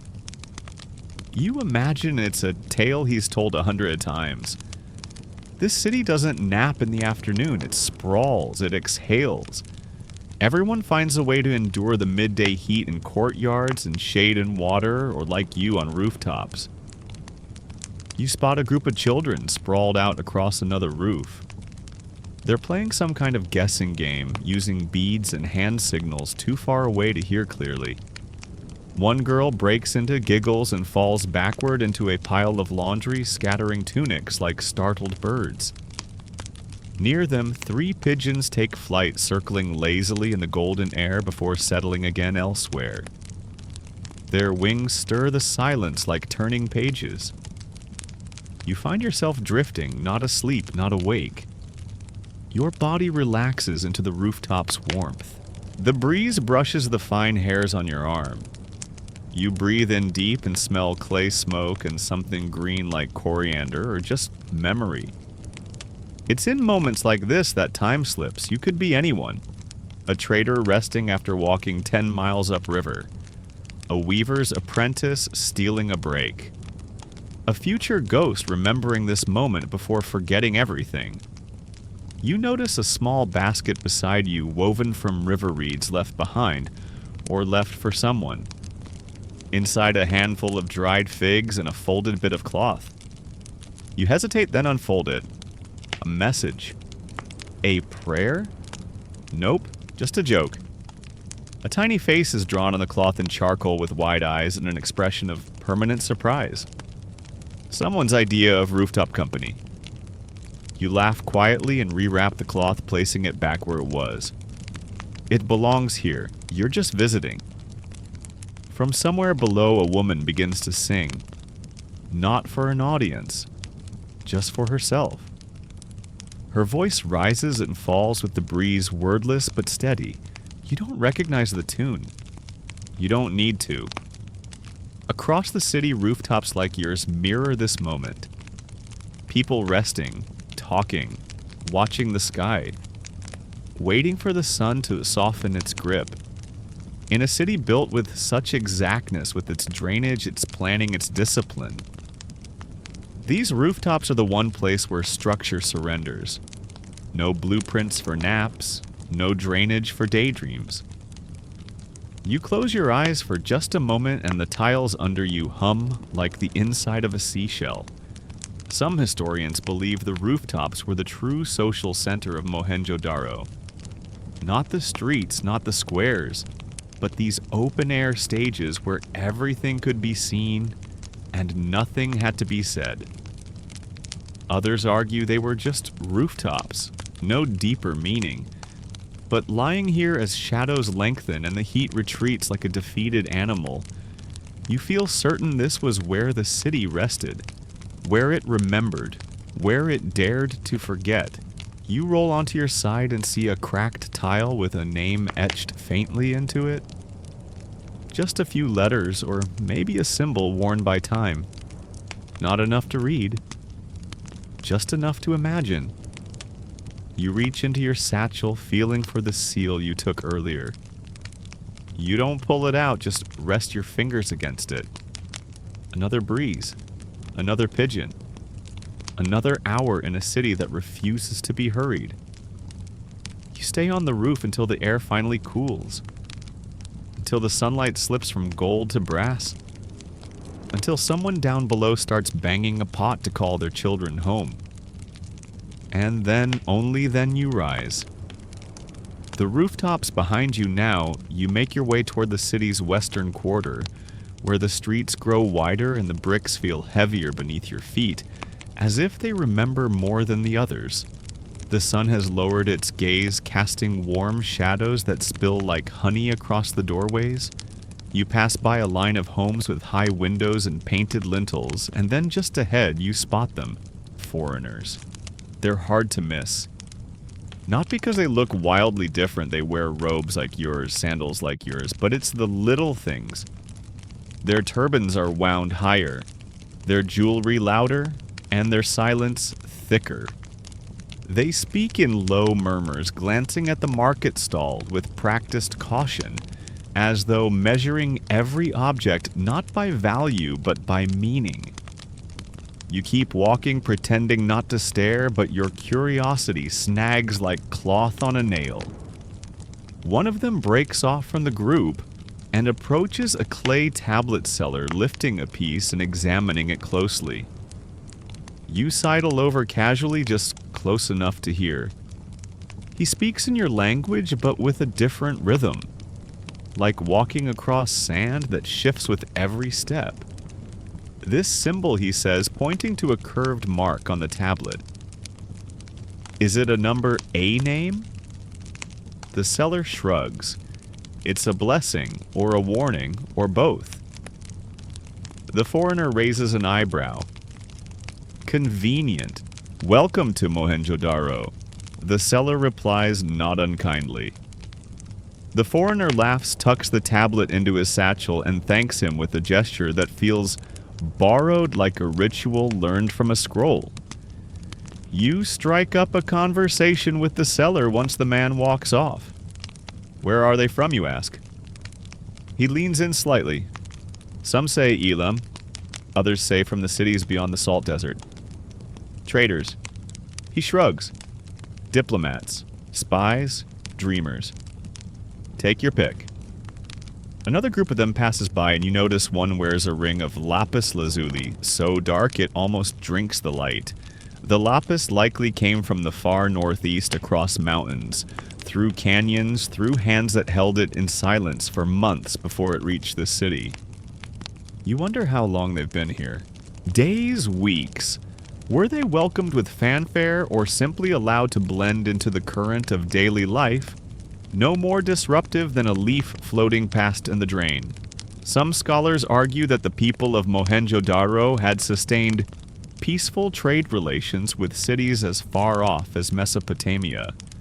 Clay seals with Indus symbols have been found buried deep in Sumerian ruins, and records from the other side describe ships bearing timbers and beads from the land of Meluha, believed by many to be the Indus Valley. But no one agrees on what Meluha meant. A place, a people, a myth. You cross paths with one of the foreigners, a young woman, this time standing near a jewelry stall, admiring a string of black and red carnelian beads. Her robe is stitched with geometric patterns you don't recognize, and her hair is tied with what looks like woven silk. She sees you looking and gives a small nod. Beautiful, aren't they? she says. You glance at the beads. They carry fire. She smiles. Everything here does. You ask if she's come far. She considers this, then says, far enough to forget where I started. You ask what she's looking for. Her smile fades just slightly, a memory I haven't made yet. Then she bows thanks the seller and walks on. You're left there for a while watching as her silhouette disappears down the curved street, swallowed by the city like all the others. Maybe she's a traitor. Maybe she's a thief. Maybe she's just someone who needed to walk far enough away to feel close again. You wander toward the riverside for a breath of cooler air. The crowd thins out here, the voices fade. The city exhales again. And there, on a worn stone bench under a fig tree, two old men sit with cups of spiced milk watching the foreigners walk past with expressions both amused and unreadable. One leans toward the other. They'll never get it, he says. Get what? The first man waves vaguely at the street. This. Us. The quiet of it. The second sips his milk. We barely get it ourselves. They both nod. You sit down nearby not to listen, not to intrude, just to share the breeze. Mohenjo-Daro doesn't divide the world into locals and strangers. Everyone hears both. Everyone brings something in. Everyone leaves something behind. You reach into your satchel and touch the seal again. The one with the simple line, the quiet meaning. Maybe it came from Elam. Maybe it never left home. Either way, it's here now, and so are you. You walk along the river's edge now, where the breeze thickens with moisture and the sun tilts low enough to make everything golden skin bricks, even the dust kicked up by passing oxen. A soft current flows beside the city walls, glimmering like a moving mirror. And across this serene stage, preparations are underway. Tonight is festival night. You weren't sure until now. No announcements, no trumpets, just quiet momentum. People move with purpose, but without panic. Children carry baskets of dyed cloth. Women hum as they twist ropes of marigold. Someone hangs painted masks on a stick fence one by one. Tigers, birds, sun spirits, and something that might be a crocodile with too many teeth. And not enough concern for realism. You follow the trail of color into an open courtyard near the riverbank, where drums thump gently and someone tunes a reed flute with exaggerated care. A small group is rehearsing, forming a loose circle. They wear simple garments dusted with pigment and wreaths of palm and paper leaves around their heads. One girl adjusts her mask a jaguar, fierce and slightly chipped, and paces in deliberate stomping circles. You're waved in by a boy who clearly considers himself the director. He's got a script of sorts scratched into a slate with half the letters smudged off.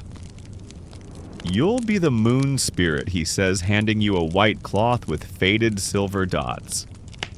I don't know the lines. There are no lines, he replies satisfied, just floating. You drape the cloth over your shoulders and step into the circle. Rehearsal begins. A woman stands at the edge of the clearing, narrating softly in a sing-song tone, a myth about a river that dried up from sorrow and a tiger who promised to bring it joy again by dancing. The masked children leap into the scene, spinning and growling their feet, kicking up clouds of dust that catch the sun like gold smoke. Your job, to drift behind them, slowly waving your arms like someone who's never been mad, only tired. Perfect casting. There's a rhythm to the whole thing, improvised yet ancient. Someone taps a pot like a drum. Another rattles pebbles in a jar. The flute joins in, tentative but hopeful. And through it all, the dancers move with the clumsy grace of people playing gods and knowing they're not quite qualified. Scholars argue about these community festivals, Were they religious, agricultural, seasonal? Was the moon being honored or mocked? Were these dances sacred performances or just evening entertainment before the stew thickened? The truth, as usual, is somewhere in between. What you do know is this: everyone here is part of it. Even the onlookers, even you. You remove your mask for a moment and glance around. At the edge of the courtyard, a group of elders sits under an awning, sipping something warm and nodding at the performance. They don't clap, they don't instruct. They just receive like wells collecting story water. Nearby, a woman paints faces. Her fingers are quick, confident. She adds red spirals to a boy's cheeks, then presses a thumbprint of blue onto his forehead. "What's it mean?" he asks. "It means I had some extra paint." Fair. You ask if she can mark you too. She nods and traces a single line down your nose like the path of the moon through water. Cool to the touch, almost comforting. The drums pick up. The tiger returns. The dancers shout, twirl, collapse. And at the end, when the narrator proclaims the river's joy has returned, everyone cheers not wildly, but with a deep, shared warmth. The kind of cheer you offer a well-fed child or a successful nap.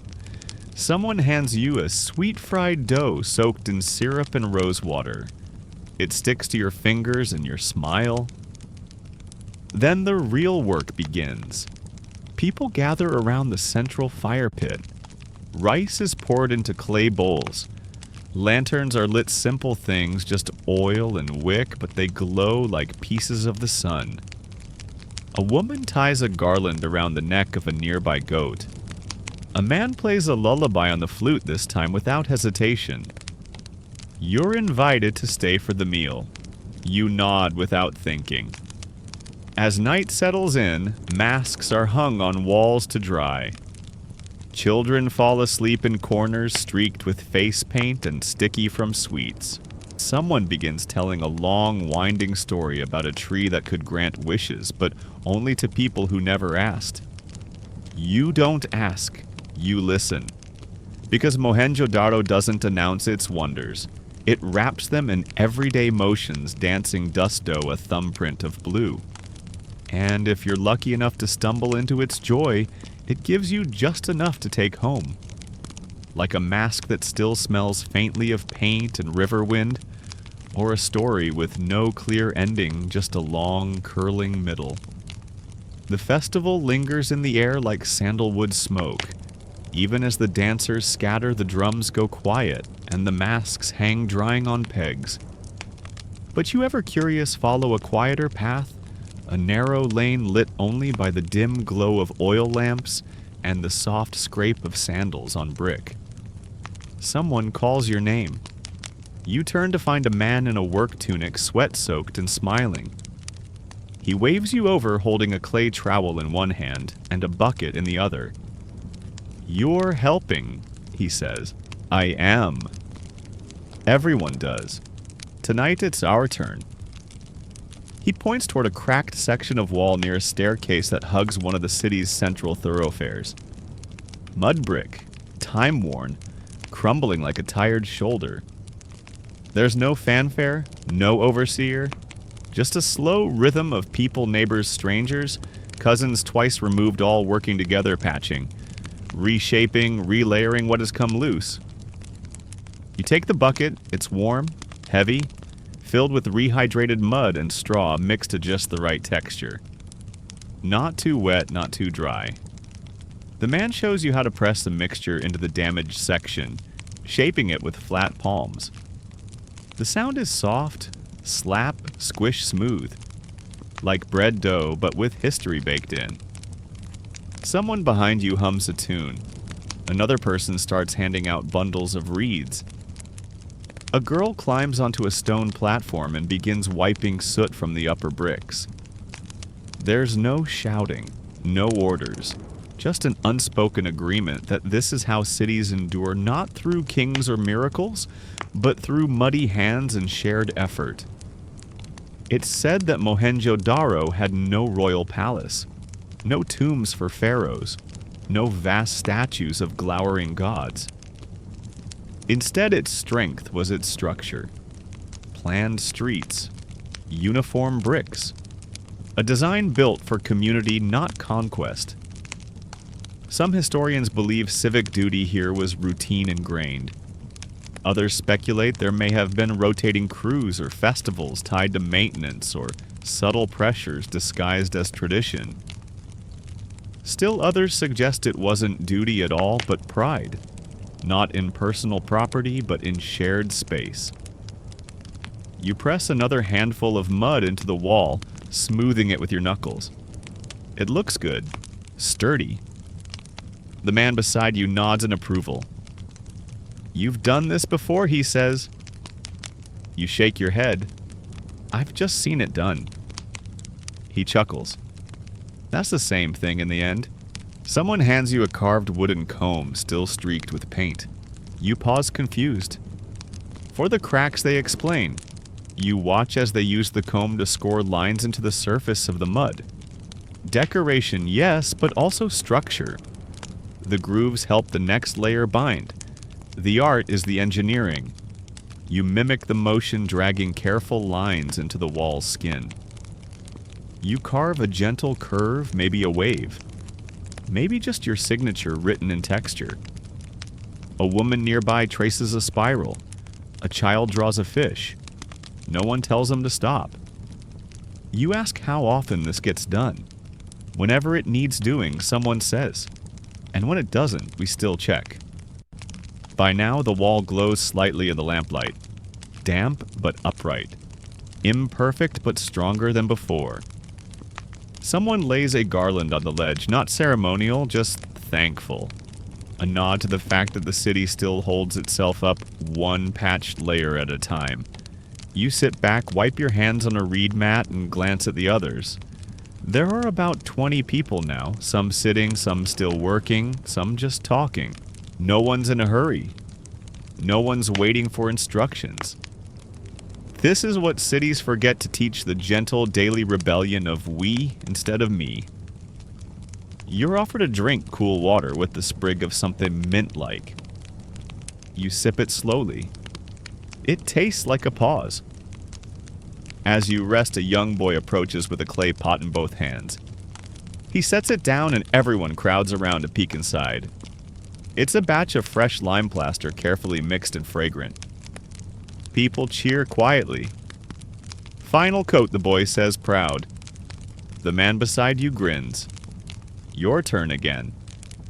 You stand and dip your hands into the plaster, cool and creamy, and begin smoothing it over the mud ceiling finishing. Like a lullaby for the wall. Like tucking in a blanket before sleep. When you finish, someone pats your shoulder. Good work, they say. Next week it'll be someone else's turn. Or maybe yours again. The work dissolves as gently as it began. People gather their tools, rinse their hands at the corner well, and melt back into the evening. No applause, no ceremony, just the satisfaction of something mended. You remain for a moment longer, touching the wall's surface, damp, smooth, faintly warm from your own hands. You don't own it, but you made it yours. As you walk away, the moon rises behind you, silvering the rooftops, lighting the cracks. And somewhere a wall remembers your fingerprints. You drift uphill now, following a path that coils like smoke through the quiet rooftops of the Western District. The city is dimming lanterns, blooming one by one, casting soft halos on clay walls. The smell of roasted millet and incense follows you like a gentle tug at the sleeve. Eventually, you reach the edge of a rooftop garden, a modest patch of soil ringed with low bricks. Someone's been growing lentils here, maybe coriander too, though. Now the stalks sit dry and gold harvested and bundled. In the corner, just visible in the lamp glow, sits a tiny shrine. It's made of clay, simple unpainted, no taller than your knee. And on it stands a curious figure part, bull part flame. Its horns curve upward like the crescent moon, and its body swirls into a column of fire, its eyes mere dimples above a long square snout. You kneel beside it. Someone clears their throat nearby. You turn to find an older man leaning against a chimney stack, his arms folded loosely, his face lit by the flicker of an oil lamp tucked into the shrine's niche. "You're not disturbing him," the man says. "He likes company." You ask the obvious question. "What is he?" The man shrugs. "Depends on who you ask." You gesture toward the bull flame. "And who do you ask?" He smiles. "Everyone." And they all disagree. Of course they do. Some say this little rooftop deity was a household protector. Others argue it was a remnant of something older imported from the West, or born in some riverside dream. Still others believe these figures were made only for the harvest moon, then packed away or broken once the grain was blessed. No one really knows. The bull becomes the fire becomes the breath becomes the gift. The man sets a fig on the shrine's tiny offering dish. "For the harvest," he says. You offer one too from your own satchel, a leftover from the sweet packet you've somehow not finished. The fruit rests beside his soft and warm from your walk. The lamp between them flickers in approval. You sit in silence for a while, the two of you watching the bull burn. Eventually he speaks again. "My grandfather said the shrine protects the roof, keeps the winds kind, the birds respectful, and the thieves clumsy." You ask if it works. He chuckles. "You're sitting here, aren't you?" Fair enough. The shrine is part altar, part weather station, part storybook. Around its base are tiny items, a bead, a shell, a sliver of polished bone, and what appears to be a miniature ladder made from reeds. You ask about that last one. "It's for climbing down into dreams," he says, deadpan. Then adds, "or up, if you're lucky." You want to ask more, but he waves you off gently. "This is the quiet part of the day," he says. "Let it be quiet." So you let it. The moon climbs. The air cools. Far below the city murmurs pots clinked into storage children, carried indoors a rooster who misunderstood the clock. The shrine flickers again, casting the bull's shadow across your lap. You realize how many of these shrines must be scattered across Mohenjo-Daro, unseen from the ground, invisible to archaeologists unless they're incredibly lucky. They don't announce themselves, they don't demand temples or rituals. They just sit, watching, waiting, accepting figs and flickers and maybe dreams. You feel something shift, not a sound, not a movement, but a soft recalibration. As though the air has recognized you. As though the city has. The man rises, brushing dust from his knees. "Stay as long as you want," he says. But if he whispers to you, don't answer until morning. Night makes everything sound like a promise. And with that, he vanishes into the stairwell. You remain, you breathe, you listen. The lamp sputters once, then steadies. The bull does not blink, but maybe it breathes. Later now, deep enough into evening that the lamps have turned from novelty to necessity. The sky overhead is ink-streaked with threads of stars and the faint curl of wood smoke drifting upward from rooftops below. You rise quietly, thanking the rooftop shrine, and begin to descend into the lower quarters of the city, drawn by the soft murmur of voices and the rhythmic splash of water. You're nearing the assembly well, not just any well. This one is older than most, deeper too. Wider than a man's outstretched arms and ringed with a careful circle of flat stones, worn smooth from generations of footsteps. It's said that people don't come here for water alone. They come to speak, to remember, to forget. You hear the laughter first. A small group has gathered neighbors, cousins, strangers with familiar faces. The circle is loose, not formal. Everyone half turned toward the well as though waiting for it to say something. You sit at the edge. The stone is cool beneath your hands, and the well's dark throat swallows the moonlight whole. Someone passes you a cup. You sip. The water is colder here, earthier, touched with minerals and time. A young woman speaks, her voice soft but clear. When I was little, I used to think the bottom of this well led to another world. That if you dropped a coin, someone below would catch it and laugh. Someone else adds, my brother used to claim a ghost lived down there. That if you sang a love song into the opening, the ghost would sing it back. Louder, off-key. Everyone chuckles. You glance around. No one looks like they came here for anything urgent. They're just here, sharing space, holding something gently that can't be named. A man with gray hair and calloused hands says, I come here to speak to my father. He never speaks back, but the silence helps. Another woman whispers, I dropped a secret in once. On purpose. Felt lighter for days. You lean forward, peer into the well. Black. Still. Limitless. Some scholars believe the assembly well was a civic center, not political, but social. Maybe people voted here. Or maybe it was where news was traded, rituals performed. Lovers met in the half-light. There's no evidence. Just stories. And stories here seem to weigh more than bricks. Someone dips a small clay lamp into the water, lets it bob just below the surface, then lifts it up again.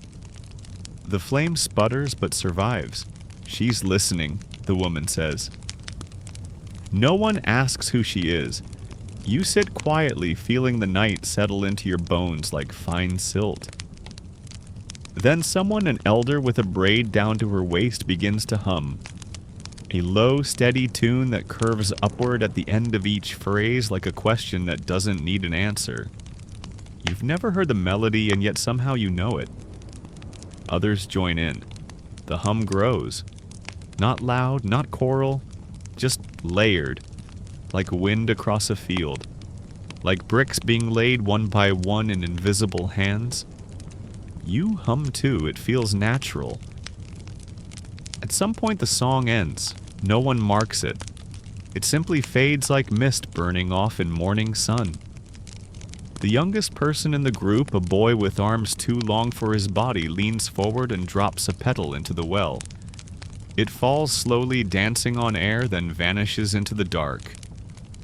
Just in case, he says. Another story begins this one about a dream someone had where the city was underwater, but everyone could still breathe. Someone else adds a twist about fish with human eyes who offered advice on marriage. Laughter bubbles again. No judgment here. The well doesn't mind strange stories. The cup comes around again. This time the water tastes slightly of clay and copper. Maybe it's just the cup. Maybe it's memory. You lean back on your hand, staring up at the stars, more visible now, more insistent. You spot a faint smudge across the sky, the ghost trail of the Milky Way. Someone behind you says it's the seam of the sky god's robe. You don't ask which god. You just nod. Because here, belief isn't doctrine, it's driftwood. Useful, flexible, made smoother with time. Eventually, the group begins to thin. People leave in pairs, whispering their good nights. The boy with the long arms helps an elder to her feet. Someone leaves behind a small bowl of soaked lentils, an offering or just forgetfulness. You remain, just for a moment longer. The water is still. The night is gentle, and somewhere far below something listens. Not to punish, not to grant wishes, just to hold what no one else can. You leave the assembly well slowly, your steps lighter, as if the silence down there unburdened more than just your thoughts. The streets are nearly empty now. Only the stray shuffle of sandals, the distant cry of a night bird, and the occasional yawn of a door settling into its frame keep you company. But there's still life out here. You follow the flicker of firelight, small, steady, intentional. It leads you to a quiet courtyard on the outskirts of the artisan's quarter, where an old weaver sits by a low hearth. Her fingers move like water across a wooden loom, threading strands of cotton dyed deep indigo and warm ochre. She doesn't look up, but she knows you're there. "Sit," she says gently but firmly. "If you can't help me weave, you can help me sing." You take a place on the edge of a woven mat. The ground here is warm from the fire and smells faintly of charred wood and the nutty scent of scorched cotton. The loom creaks as the shuttle slides back and forth, a rhythm as old as breath. The woman hums as she works, no words, just the tune of a story that never needed to be told aloud. You close your eyes and listen. "This one," she says finally, nodding toward the cloth as it grows beneath her hands, "is for my daughter's first son. Or her second daughter. Depends on who gets here first." You glance at the cloth. It's already beautiful interlocking shapes that mimic river currents, rows of tiny stitched leaves, and a border of repeating fish. You ask if the patterns mean something. She shrugs. "To me, yes. To the baby, not yet. But one day they'll look at it and see whatever they need." Some scholars believe weaving in Mohenjo-Daro was more than just clothing making, it was mapping. Each pattern a story, each thread a memory passed down in cotton instead of ink. Others argue these were practical items, nothing more. But you're watching a woman tell her family's entire history without saying a word. She offers you a bundle of dyed thread. Here she says, "Tangle it. I'll undo it. It keeps my hands from forgetting." You take it, twist it aimlessly. Watch the fibers catch firelight. How long have you been weaving long enough to know the thread listens better than people? You smile and she does too. A young girl pads into the courtyard carrying a clay jar. She sets it near the loom and kneels beside the weaver, resting her chin on the woman's knee. "My grandmother sang to the thread," the girl says. "Did you?" "I sing to the silence," the weaver replies. The thread already knows the tune. The fire pops. Somewhere an owl calls. And then the girl begins to sing a lullaby with no beginning, no ending. Just the rhythm of safety woven into sound. The kind of tune that exists in every language and no language at all. You hum along, quietly, almost by instinct. The loom continues its hypnotic work. Back and forth. Back and forth. The girl falls asleep beside the fire, her small hand still holding a twist of thread. The weaver leans over, adjusts the girl's blanket, then returns to her loom without missing a beat. You watch her work a little longer. It's not fast. It's not flashy. It's deliberate. Every strand passes through fingers that have shaped decades of warmth, years of storms, lifetimes of silence. She glances at you. You going to sleep here or keep wandering? Do people sleep here? She gestures toward the far side of the courtyard where a hammock hangs between two posts. Some stay, some go. The thread doesn't mind. You nod. Before you leave, you reach into your satchel and pull out the seal you've carried all day, the one with the clean diagonal line carved in the simplest possible form. You hand it to her. She studies it, turns it over once. It's good, she says. Strong. Quiet. She doesn't ask where it came from. She presses it into the edge of the cloth she's weaving, embedding the shape like a signature in reverse. Then she hands it back. Now it carries two memories, yours and the cloth's. You step into the night again. The fire behind you crackles softly. The girl mumbles in her sleep. And the weaver continues shaping softness from silence one thread at a time. In a city of brick and water, this is the other architecture cloth and story pattern and breath. You keep walking, and the tune lingers in your ears like a path you haven't followed yet. You walk on soothed by the rhythm of your steps and the memory of that loom's gentle music. The city has fallen into a deeper stillness now, not silence but a softer frequency. You pass shuttered stalls, cooling kilns, and empty courtyards where only shadows remain to gossip with the wind. But just ahead there's light. A flickering glow spills from a rooftop terrace where a group of youths are gathered beneath the stars. They're not working, not cooking, not weaving, they're watching the sky. You approach quietly, drawn to the hum of voices and the occasional burst of laughter. Someone notices you and waves you in with the casual confidence of someone who assumes you've always been part of the group. "You're just in time," says a boy with a smudge of charcoal across his nose. "We're mapping Jupiter's stubbornness." You blink. "I don't think Jupiter cares about being mapped," you say. "Exactly," he grins. "That's what makes it fun." You sit on a low woven mat beside a cluster of carefully placed stones, small, pale, and arranged in patterns across a flattened clay slab. Constellations, or attempts at them.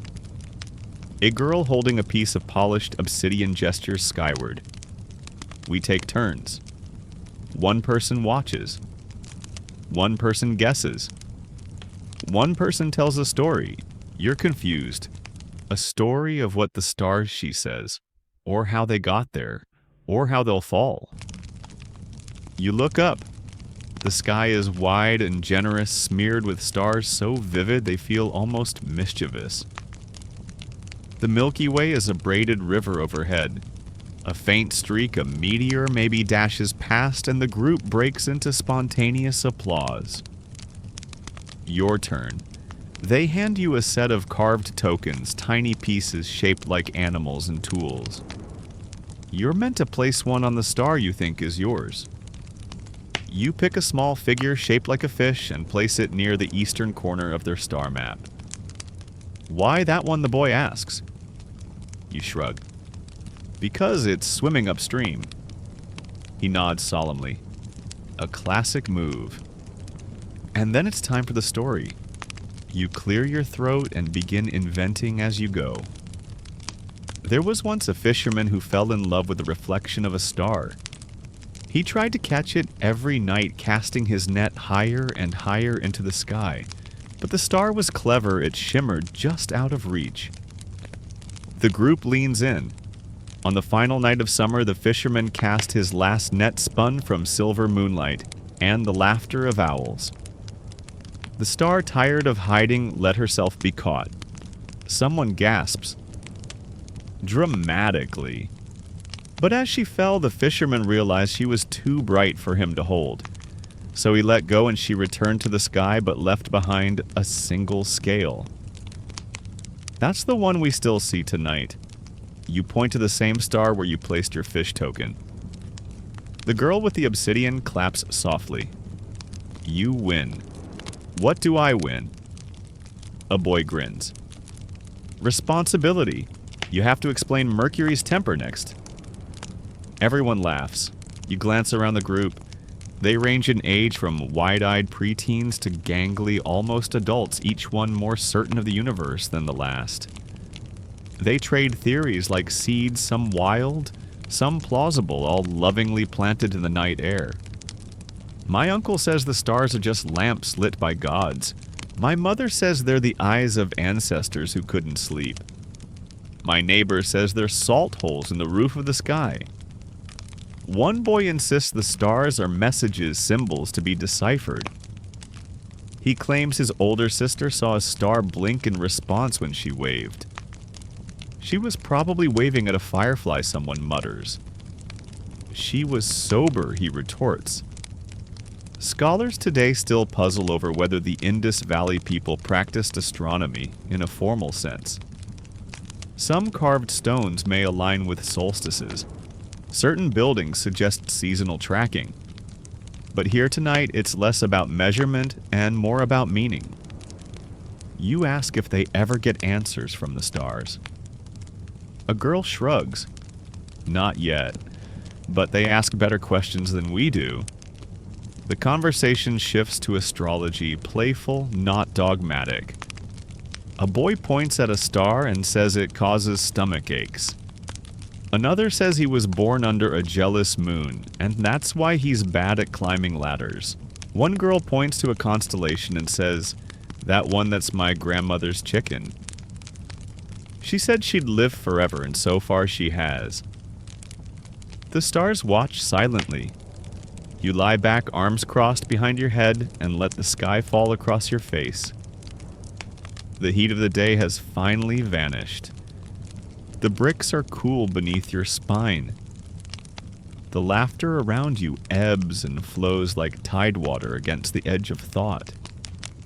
Someone begins stacking the stones again, tracing new constellations, one shaped like a bangle, another like a goat cart, one that suspiciously resembles a badly cooked lentil cake.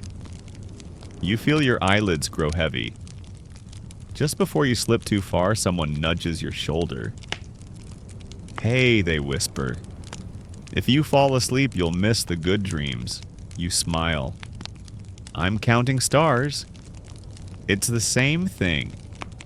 And high above in the deep, still ink of the sky, your little fish swims on bright, stubborn upstream. You don't remember leaving the rooftop, only that at some point your legs were moving again, following instinct through the soft blue dark. The streets are quieter now than you've ever seen them. Mohenjo-Daro has exhaled. Fully, deeply, and you walk inside that breath. Even the dogs are asleep. You drift past a wall marked with soot-black handprints. Children's, probably. Maybe a game, maybe a ritual. Maybe just the mark of a day when someone needed to leave proof that they were here. You touch one briefly, then you hear it. A faint plunk followed by another. And another. Water, but not from the river. This is something else. More controlled. Rhythmic. You follow the sound around a bend in the path and find it a set of stepped baths, sunken into the earth like a sleeping thought. The stones around them are neatly cut the steps, even the edges smoothed by time and footsteps. Lichen grows in lazy spirals along the base. The water is still, except when a drop falls. Someone is bathing. You pause at a respectful distance. A figure, probably a priest or caretaker, moves calmly through the water, trailing a thin cloth through the surface like they're erasing a mistake. They don't look up. You don't speak. Instead, you sit on the warm lip of the lowest step, where a copper pot rests half filled with lotus petals. The scent is faint but sweet, earthy and clean. You dip your fingers in the water. It's surprisingly warm.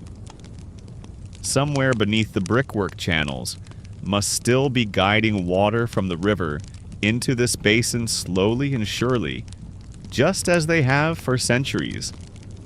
Mohenjo-Daro is famous for many things, but this great bath remains one of the most haunting. Scholars still debate its true purpose. Was it ritual purification? A spiritual rebirth? Communal hygiene with a religious flair? There are no written instructions, just water, just stone, just silence. The bather begins to hum a low melodic tone that vibrates against the surface of the pool. You feel it more than hear it. It's like the water itself is remembering something. You lean back, letting the bricks cradle your spine, and watch the moon reflected in the water, cracked by ripples reassembled in stillness. A small animal, maybe a civet, maybe just a scrappy cat, pads by on silent feet, gives you a judgmental glance and disappears behind a low wall. Even the night animals respect this place, maybe especially them. A boy appears from the far side of the courtyard barefoot and blinking. He carries a bundle of folded cloth in a small clay cup. Without speaking, he places them beside the edge of the bath, then dips the cup into the water and drinks. You raise an eyebrow. "It's sacred," you whisper. He shrugs. So is thirst. Fair enough. He kneels not to bathe, but just to watch the water, his chin on his arms. My grandfather says this bath was built by the first dreamer. He saw a puddle and thought it deserved better. That sounds about right. You glance again at the stonework, how clean it is, how precise. Not a monument to power, but to peace. Even now it offers no noise, no demands, only calm. You notice faint carvings on the side of one-step symbols, maybe graffiti, maybe poetry. One looks like a bird, another like a ladder, or maybe a river. It's all so close to meaning. You ask the boy if he knows what the symbols mean. They say if you guess wrong, the water keeps your voice. Charming. The bather finally rises, water running off their robe in delicate streams. They do not shake or speak. They just bow once to the pool, to you, to no one in particular. Then they walk away, disappearing into the same hush from which they came. The water stills again. You reach for the copper pot, lift a single lotus petal and set it adrift. It floats toward the center, turning slowly like a thought you can't quite finish. You don't know why, but you whisper a name. Not yours, not anyone's. Just a name the night gives you. The bath accepts it. Somewhere far beneath the drainage system carries it away into the channels, into the river, into memory. And maybe tomorrow someone else will feel something familiar and not know why. You stand brush dust from your clothes and take one last look at the bath, glowing faintly in the moonlight like a mirror made for dreams. It does not ask questions. It only waits. Still. Ready. Eternal. The night is thinning now, stretching into that hollow velvet hour just before the first bird dares to sing. You walk slowly, not out of tiredness, but reverence. The city sleeps, but you are awake, and that makes you its witness. You take a meandering path through the craftsman's quarter again, though it feels different now. By day it was noise chisel against stone metal against metal laughter trade callouts about prices and promises. Now it's still breath. The tools lie where they were left, resting on cloth or hanging in shadow. A hammer with a cracked handle leans against the wall. A pile of beads unfinished gleam, faintly on a potter's wheel untouched. A mold for casting copper sits beside a kiln that glows just faintly still, radiating the ghost of heat. You crouch beside a work table, curious. There in the clay dust are half-drawn designs, a bracelet pattern, a carved pendant, an animal shape etched with lazy confidence. Maybe drawn while waiting for something to cool. Maybe forgotten. Maybe meant for tomorrow. You run a finger over the lines. They feel recent. Then behind you a quiet shuffle. You turn. A young woman no older than you stands in the doorway, rubbing sleep from her eyes. She doesn't startle. Doesn't seem surprised you're here. She only raises an eyebrow and says, "You're early." You smile. Or very late. She shrugs, pulls a shawl over her shoulders, and crosses the courtyard barefoot. Kiln still warm, she says more to herself than you. She checks the inside of the furnace, nods with satisfaction, and begins arranging items from a basket. Tiny clay amulets, smooth and faintly glazed in the shapes of fishbowl stars, and one peculiar spiral. You ask if she made them. She grins. Every single one. Except the bad ones. My sister claims those. You join her near the kiln, drawn to the warmth. What are they for? She hands you a small fish. It fits neatly in your palm. The detail is precise, the scales etched with a blunt reed, the eyes tiny pinholes. Some are for trade. Some for luck. Some just for touching. You ask if they work. She shrugs. The ones meant to be touched always do. She moves like someone whose hands know more than her words. She dips one amulet in a bowl of powdered ash, muttering softly. Not a prayer. Not exactly. Just something rhythmically tender. The way a person might speak to bread while kneading. You help her arrange the amulets near the warm bricks to cure. She lets you without question. The kiln breathes. The courtyard glows faintly gold like it's remembering the sun before it returns. You ask what the spiral shape means. She looks at it thoughtful. I think it's a path that forgets where it started, or a question that never finds the middle. You hold it up. Then why give it to someone? She smiles. Because it feels good to hold. Some say Mohenjo-Daro was a city of utility, no temples, no palaces, just order and trade and systems. But moments like this make you wonder. Maybe they just didn't build upward. Maybe their temples were the hands, the kilns, the spiral paths of questions. The girl finishes setting the last of the pieces and sits back on her heels. She watches the smoke rise from the kiln's breath. I dreamed once, she says suddenly, that the whole city was underground. But we didn't mind. We just kept walking, talking, passing things from hand to hand. You nod slowly. What were you passing? She frowns. Something warm? I think it might have been stories. The sky above is paling now, ink turning to slate. You know the day is near because the silence isn't as complete. Somewhere someone stirs. A clay bowl shifts. A rooster rehearses under its breath. You help her gather the unused glaze, pour water into the ash bowl, and clean the reed tools. She wraps the amulets carefully in cloth, tying them with twine that looks older than the bricks. Then, as if remembering something, she reaches into a wooden box and pulls out one last shape. A bird. Wings spread, 1 foot curled under, as if in mid-step, eyes closed. This one's yours, she says, placing it in your hand. You don't argue. You just feel its weight light, yet somehow whole. Thank you, you whisper. She nods, already turning toward the kiln again. You rise. The bird fits perfectly into the pocket of your tunic, and for the first time all night you realize you're tired. Not in your bones, but in that soft, grateful way a traveler gets when the path begins to fold homeward. You walk on. And behind you the kiln exhales again, slow and steady like a city remembering how to wake.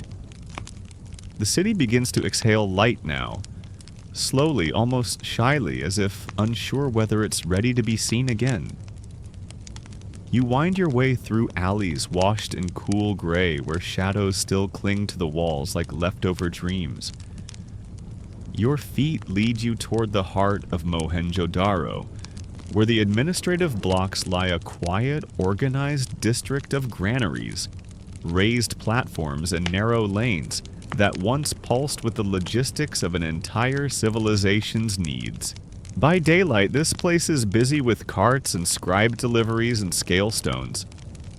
But now, in the breath before dawn, it is hushed. Monumental, almost sacred.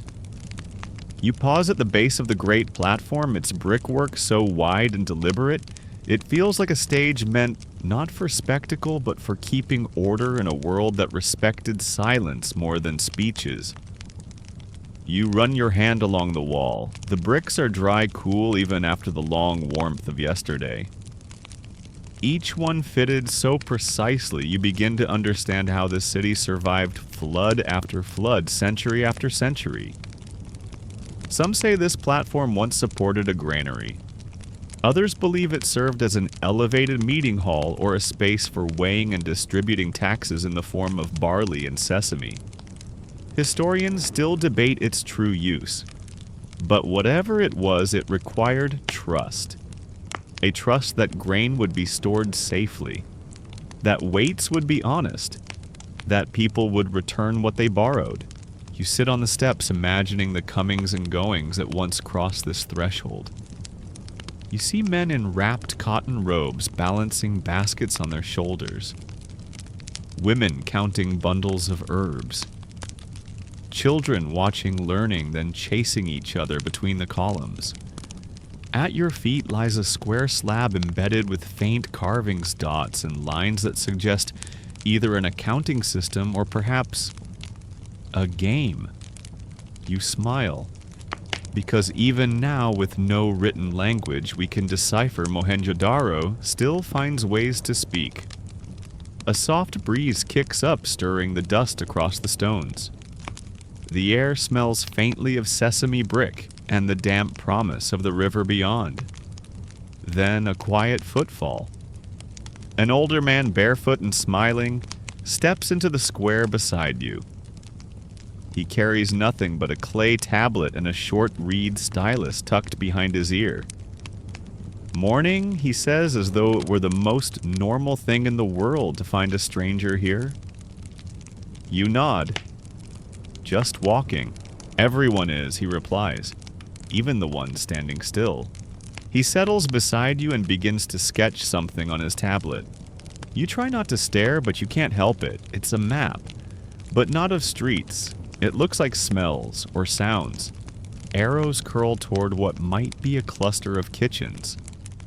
Dotted lines stretch toward the well where voices gather. A spiral curves around what might be the kiln yard, ending in a soft blotch labeled with a symbol that looks like steam. You gesture toward the tablet. What is it? He shrugs. A mood chart. For the city. You tilt your head. Every day is different, he explains. Some days are sharp, others are heavy. Today feels stretched. You laugh quietly. And what happens if the chart is wrong? He shrugs again. Then we walk it better next time. You watch him work for a few minutes more, then ask if you can add something. He nods and hands you the stylus. You draw a small fish, no reason, just instinct. He looks at it and hums in approval. That's the route to the past, he says, tapping the symbol. Or maybe just dinner. Either way it swims. He tucks the tablet under his arm and rises. Come by again, he says, dusting off his tunic. Maps change when new feet pass through. You promise you will. He walks off without looking back, his steps as measured and deliberate as the platform beneath him. The sun is almost up now, its first rays catching the top of the tallest wall, turning brick to gold. A crow calls from somewhere behind you. The city is waking. But you linger just a moment longer. You press your palm against the warm stone. Not to leave a mark, but to feel the one it leaves on you. Because this too is a kind of mapping. Not of territory, but of belonging. Of knowing that for a brief time you walked a city without kings. A city with baths and beads and balance. A city that hummed quietly with the breath of shared space. And now as the light grows, you rise. Because there's more to see before the day truly begins. As the sky shifts from silver to soft gold, your feet carry you toward the river's edge, drawn not by intention, but gravity. The Indus is waking too, stretching its mist-covered limbs and whispering its morning secrets through reeds and ripples. You pass fields still wrapped in dawn haze where rows of barley wave lazily, not yet ready to be harvested or even noticed. Beyond them lies the riverfront, Mohenjo-Daro's pulse line, its liquid spine. Traders, fishermen, washers, potters? They all orbit this water, but now it's quiet. You stop at the top of a gentle slope where a wide brick platform looks out over the river. It's not fancy, no pillars, no carvings, but it holds something better. Evidence of use. Smoothed corners, worn steps, a single forgotten sandal. You descend. At the bottom, someone's already there. An older woman crouched over a basket of herbs, her hands moving with the rhythm of someone who doesn't need to see to know. She's sorting them, some for steeping, some for drying one or two, flicked into the river with a whisper. She doesn't look up, but she speaks. Early bird or late fish, you grin. Both. She hums, amused. Then you're in the right place. You kneel beside her, watching the river. It's wide here, more lake than stream. Its surface barely broken, except for the lazy circles of a few water birds drifting past. The mist still clings to its skin like a shawl not quite shrugged off. You ask her what she's doing. Remembrance, she says. With my fingers. She lifts a sprig of something that smells faintly like cardamom and crushed mint. This one's for the knees, she explains. This one for the breath. And this one, she flicks a purple blossom into the water for memory. You nod. Some scholars believe the people of the Indus Valley practiced herbal medicine, not just as science, but as ritual. That medicine wasn't just about cure, but connection to land, to lineage, to rhythm. The lines between healer and priestess, between gardener and keeper of stories, were likely blurred. You ask her where she learned the herbs. She chuckles. From a frog. You raise an eyebrow. She taps your forehead. Don't believe everything that sounds silly. Frogs know things. Fair enough. She passes you a handful of leaves and shows you how to crush them properly, not too hard.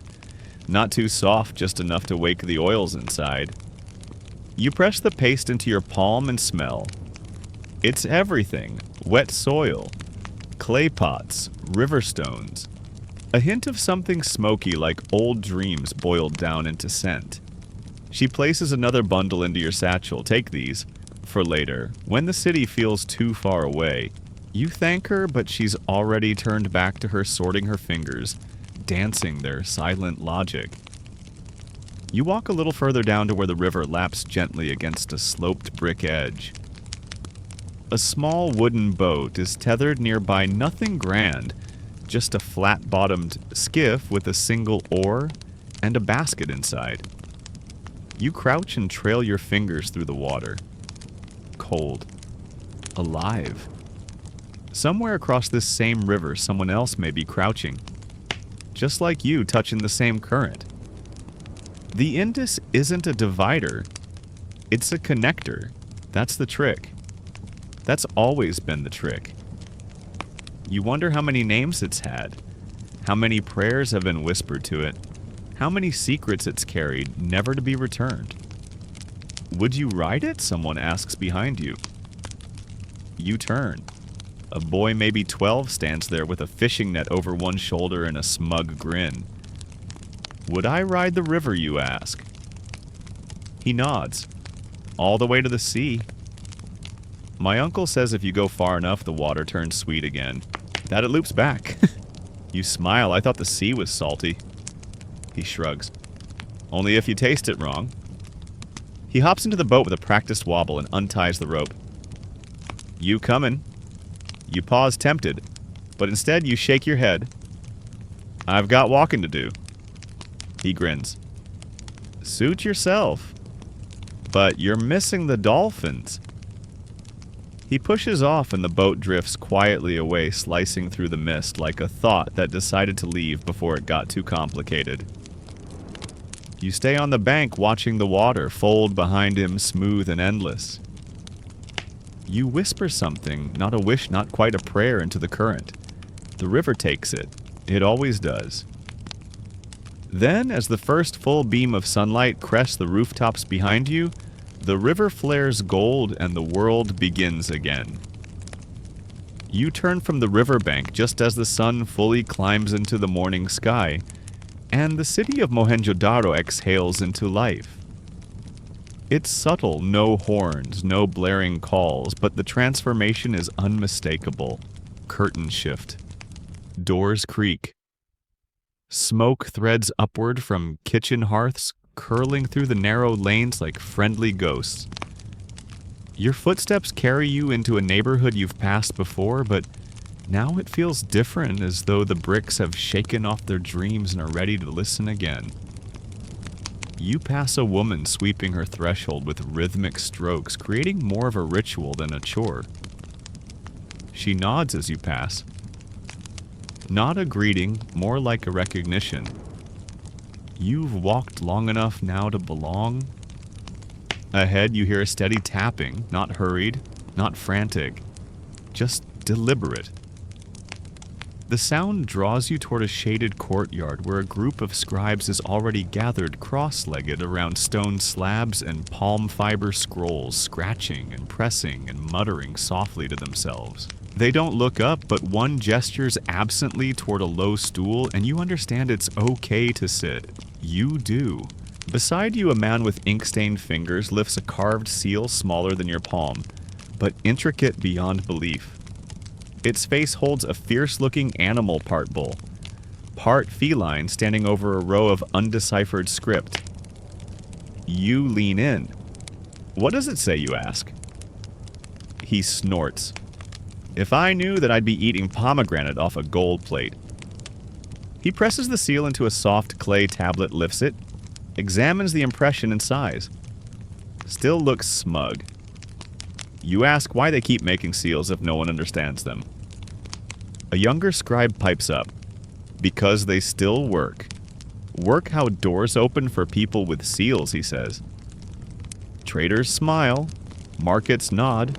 It's not about reading, it's about remembering. Another older scribe joins in, voice dry and amused. Historians argue whether these were names brands, prayers, or punchlines. I say yes. You're handed a blank clay disc and a dull stylus. It's heavier than you expected. You hesitate. Go ahead, someone says. Write what you want to remember. You draw a swirl. Then a bird. Then a line that might be a wave or might just be a mistake. You look down at it unsure. It's good, someone murmurs. It already looks ancient. Another scribe is stringing finished tablets along a wooden frame, letting them dry in the sun. They flutter in the morning breeze like soft voices.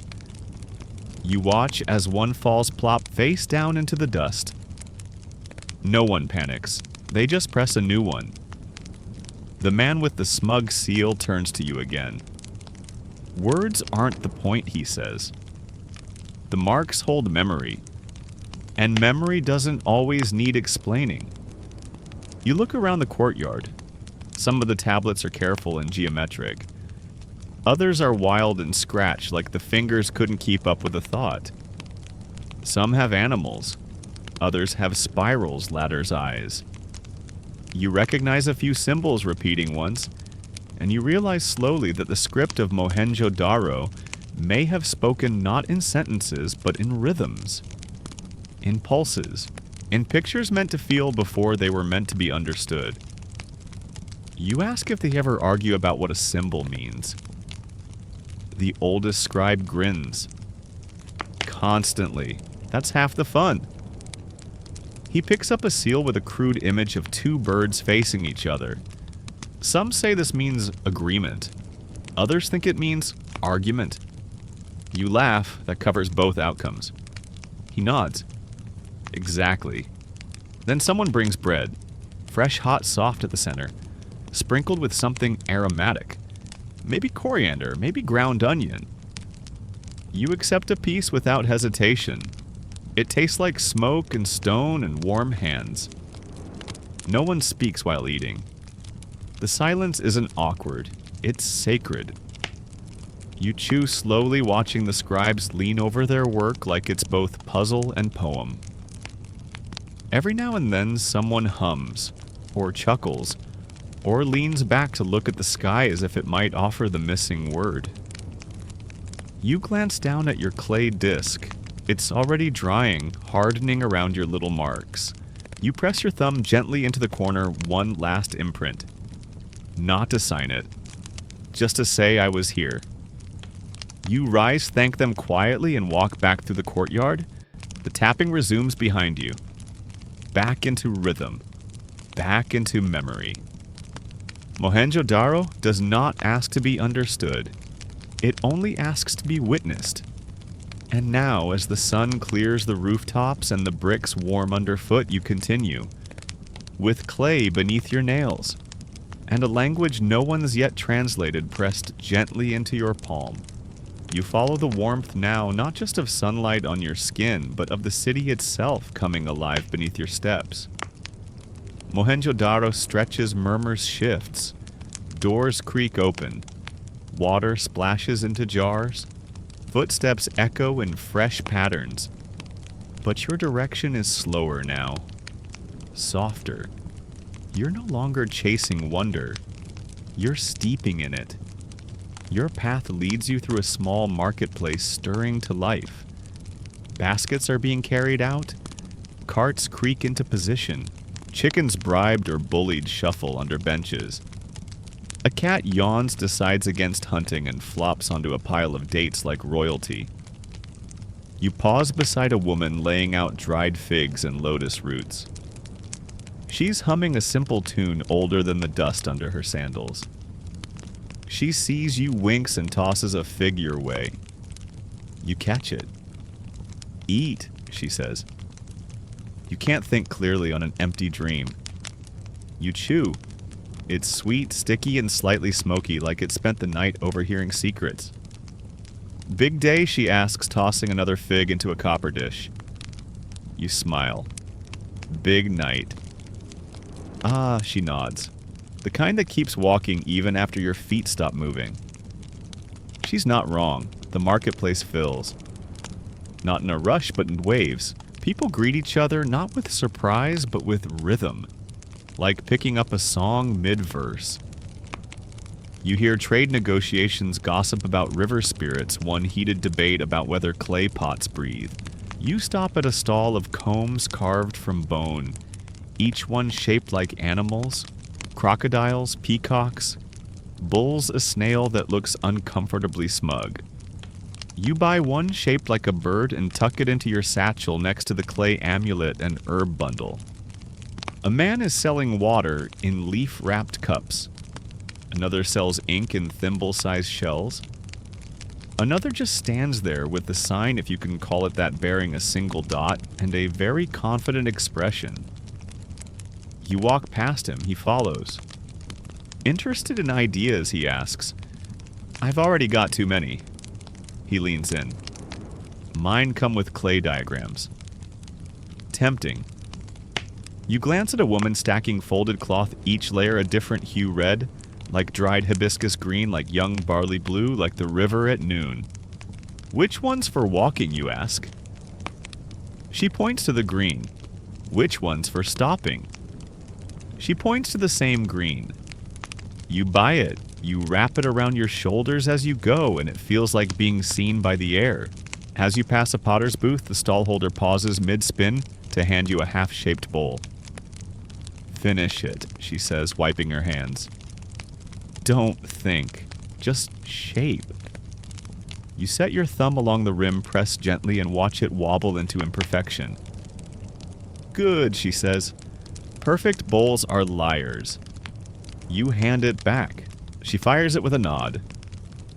Children skip past playing a game involving colored stones and aggressive chanting. You try to learn the rules. There are none. Or maybe 1,000. You're told by one child that the winner becomes the river. You're not sure what that means, but she seems smug about it. As you exit the square, an old man calls out. You miss the eclipse, you turn. He shrugs. Not today, just in general. The streets widen. The smells shift, less spice, more earth. You approach the edge of the district where wide grain platforms stretch out under the sun like great brick quilts. Birds hop across the surface, unbothered by the few guards dozing in shade. Here, Mohenjo-Daro breathes differently. Bigger. You sit on a step near a sleeping ox cart and let the city wash past you. You've walked every layer of it now, roof to bath shrine to seal kiln to sky. And still it doesn't end. There are no walls holding you in. No towers claiming the skyline. No monuments screaming names. Just breath. Brick. People. Memory. Some say Mohenjo-Daro was a city without kings. Maybe. But you suspect it had 100,000 rulers, potters, and scribes, fig sellers, and weavers, children, and cats.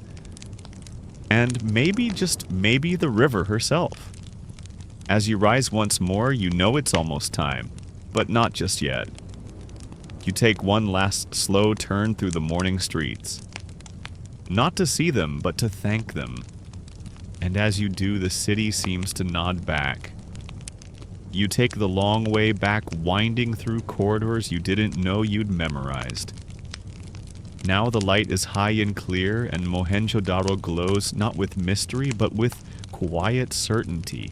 Everything is where it's supposed to be. A man rolls a clay barrel toward a granary, his shoulders stooped but his whistle bright. A woman pulls water from a well, tying the rope with a flourish that would put a dancer to shame. A girl brushes her hair unbothered by the goat trying to eat her sandal. You realize how little anyone seems to hurry here. Not because things don't matter, but because they do. And things that matter deserve rhythm, not speed. You pass a series of homes, not grand, but beautiful in their consistency. 2 stories, flat roofs, deep windows that sip the breeze. You pause at one, recognizing the faint sound of singing from within. Peeking inside, you see a small group seated in a circle surrounded by baskets of indigo-dyed yarn. They're not working quickly. They're telling stories while their fingers move hands that spin and twist as if weaving memory directly into thread. You listen from the doorway. And then he says, "That's not a crocodile, it's my mother-in-law." The room bursts into laughter. Even the yarn sways a little in agreement. One woman notices you and gestures. Come sit. Or at least pretend to for the luck. You step in and sit near the edge, picking up a spindle, not quite sure what to do. An older woman leans over and helps guide your hands. You're holding it like it's going to bite, she teases. It might, you mutter, and she laughs. She shows you how to roll the fibers, how to pull just enough tension, how to let the thread teach you its pace. This is how we measure time, she says, by what our hands remember. You ask her if the yarns become clothes. She nods. Clothes, curtains, gifts, sometimes dreams. She adds more quietly. One strand was used to wrap my son's first tooth. Another for my sister's last story. You glance down at the yarn in your hands. So I'm holding a clock. She smiles. You're holding a library? The group continues spinning, some humming, some gossiping, one softly napping, with a spindle balanced perfectly on her chest. You help them fold the finished bundles into baskets, careful to keep the threads neat, though they insist the yarn prefers a little chaos. One hands you a single length already dyed a gentle violet. For later, she says, in case your thoughts come unraveled. You tuck it away. As you leave, the woman who first invited you in calls after you remember, twist the world gently. You promise you will. Back in the lane, you pass a man painting a doorway with a slurry of red clay and chalk. He's etching a symbol just above the lintel part, sun part, eye part, something you don't recognize. What does it mean, you ask? He shrugs. Protection or direction. Maybe decoration. My uncle said it keeps scorpions from gossiping. You ask if that works. He squints. Have you heard any gossiping scorpions you haven't? Then obviously it works. The day has settled into its stride. Mohenjo-Daro thrums with quiet productivity, kilns heating baskets, shifting goats, negotiating children, dragging sticks along the walls to make songs out of echoes. You stop at a small stepwell, the kind you must have passed a dozen times without noticing. A girl fills a jar, spills a little, and giggles. It's for the thirsty brick, she says before darting away. You sit beside the stepwell and trail your hand in the cool water. You wonder what other hands have done the same, what memories linger in the cracks. Maybe none. Maybe all. One final time you breathe in clay smoke sesame chalk figs, sun-warmed brick, and the untranslatable scent of belonging. You've walked the city from rooftop to well kiln, to river bath to thread, and now it's time to begin leaving it. But first, just one more turn through the oldest part of town. You owe it that much. The old quarter welcomes you like a lullaby. Its lanes are narrower, its shadows deeper even in daylight, and everything here feels closer to the earth. Walls lean a little, bricks wear their age openly, and the very air carries a hush, like the city is listening for something just beneath the surface. You step carefully, not because it's dangerous, but because it feels wrong to tread too loudly. This is the part of Mohenjo-Daro that holds the oldest stories, the ones whispered into clay and tucked into corners. You pause at a wall marked with faded handprints so old they might be fossilized memories. Some are high, others small. Maybe family marks, maybe a game, maybe neither. You press your own palm to the stone. It fits. Just barely. Ahead, you notice a structure you hadn't seen before. It doesn't rise above the others, doesn't shine or shimmer, it simply is. A square courtyard sunken into the ground, surrounded by low walls and overgrown with herbs. At the center is a single fig tree, ancient and stubborn, its roots knotted deep into the brickwork. A woman tends it with the ease of someone who's done so for years. She doesn't look up at first, just speaks softly while plucking a fallen fig from the soil. "You're late," she says, "but just in time. You sit on the edge of the courtyard. What is this place?" She smiles without turning. Some call it a garden. Others say it was once a court. My grandmother claimed it was where the wind came to rest. You lean back, gaze up through the fig leaves. It does feel still. The breeze here is different, heavier, not stifling, just thoughtful. You ask if she planted the tree. She finally turns. No, it was here before my mother's mother could walk, but I water it anyway, even when it rains. You tilt your head. Isn't that redundant? She shrugs. Maybe, but some things need to know they're loved. You look around. The walls bear marks against scratched images of birds, eyes, water suns. Some are so faint you can only see them when you're not looking directly. Like ghosts drawn in dust. She notices your gaze. These were left by listeners, she says. You ask listeners. She nods. Not builders, not rulers. The ones who remembered what was said and marked it down in silence. So it wouldn't vanish. You walk the edge of the courtyard, running your fingers along the walls. Each mark feels like a breath captured mid-thought. You find one carving a fish curling toward a crescent moon. She joins you. That one's mine. What does it mean I don't know yet? She says. Some marks are made before their meaning arrives. You both sit under the tree. The shade dapples your skin. A few ants carry crumbs with absolute purpose across the stone, unaware they're crossing a monument to stillness. You ask if many people come here. She shakes her head. Only those the city lets through. That makes you pause. She watches you. You've seen it now. Not just the streets, the rhythm, the holding of it. You nod slowly. She hands you a piece of cloth rough, natural, dyed with something reddish. For tying around your thoughts, she says. You accept it and fold it into your satchel. It rests beside the yarn, the comb, the amulet, and the seal-marked disc. A collection of things that weigh almost nothing and yet carry so much. You ask her what happens next. She smiles gently. Next, you take it with you. What? The walking, the quiet, the way the bricks feel beneath your feet. You carry it. That's the only way anything survives. You sit a moment longer in the stillness, letting that settle, and then the breeze shifts. The tree sighs. The courtyard opens its silence a little wider as if offering a farewell. You rise. She stays seated, plucking another fig from the ground, wiping it clean, whispering something into its skin, before placing it in a shallow bowl. You step back into the narrow street and something in your chest says, "Thank you, even if your mouth doesn't." Because some places don't need your voice. They just need your listening.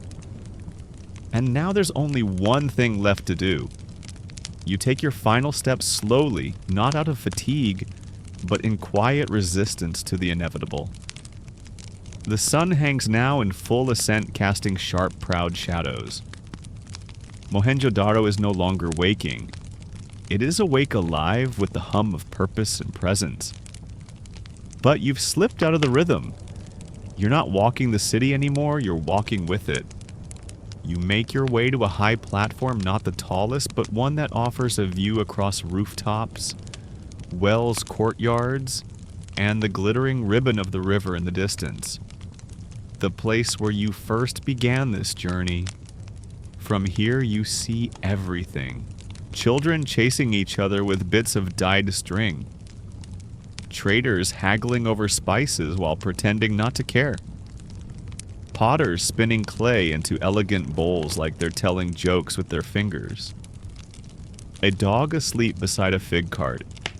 A scribe tapping his tablet to the beat of his own private song. You inhale deeply. The air is warmer now, filled with scent and smoke and sun, but it's still the same city. Still the same bricks. Still the same breath. You reach into your satchel and feel each object each moment, really.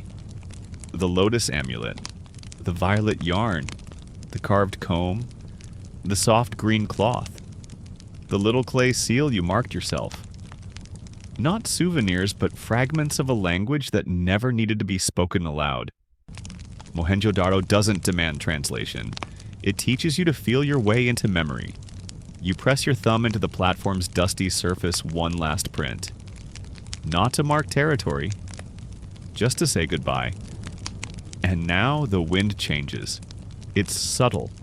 A shift. A cooling. The kind of breeze that speaks not in words but in suggestion. It's time.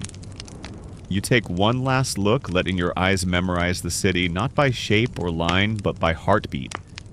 And then you descend. The platform falls away behind you, but the rhythm does not. You walk through the gate. Not with sadness. With softness. Like a curtain being drawn or a dream finished just before the alarm. You do not look back. Because the city is no longer behind you. It's within you now. And now, as the sun casts long shadows across the ancient brickwork, and the winds carry your footsteps further from the city's heart, let yourself soften. Loosen your thoughts like thread slipping from a spindle.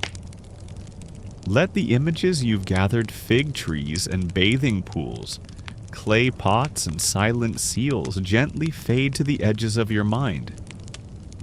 No need to hold anything tightly now. Not the river, not the sound of turning wheels, not even the weight of those quiet, sacred bricks beneath your feet.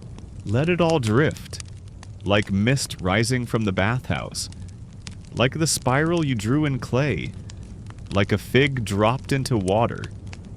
You walked a city that has outlived kings and calendars, a place where memory was kept not in marble or gold, but in rhythm and breath.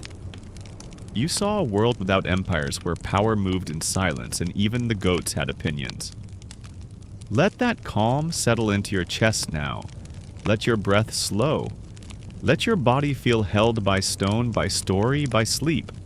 Because Mohenjo-Daro does not vanish. It waits. Beneath your thoughts. Behind your dreams. Ready for your return. So close your eyes. Sink into stillness. Let the city hold you now. End of script. Sweet dreams.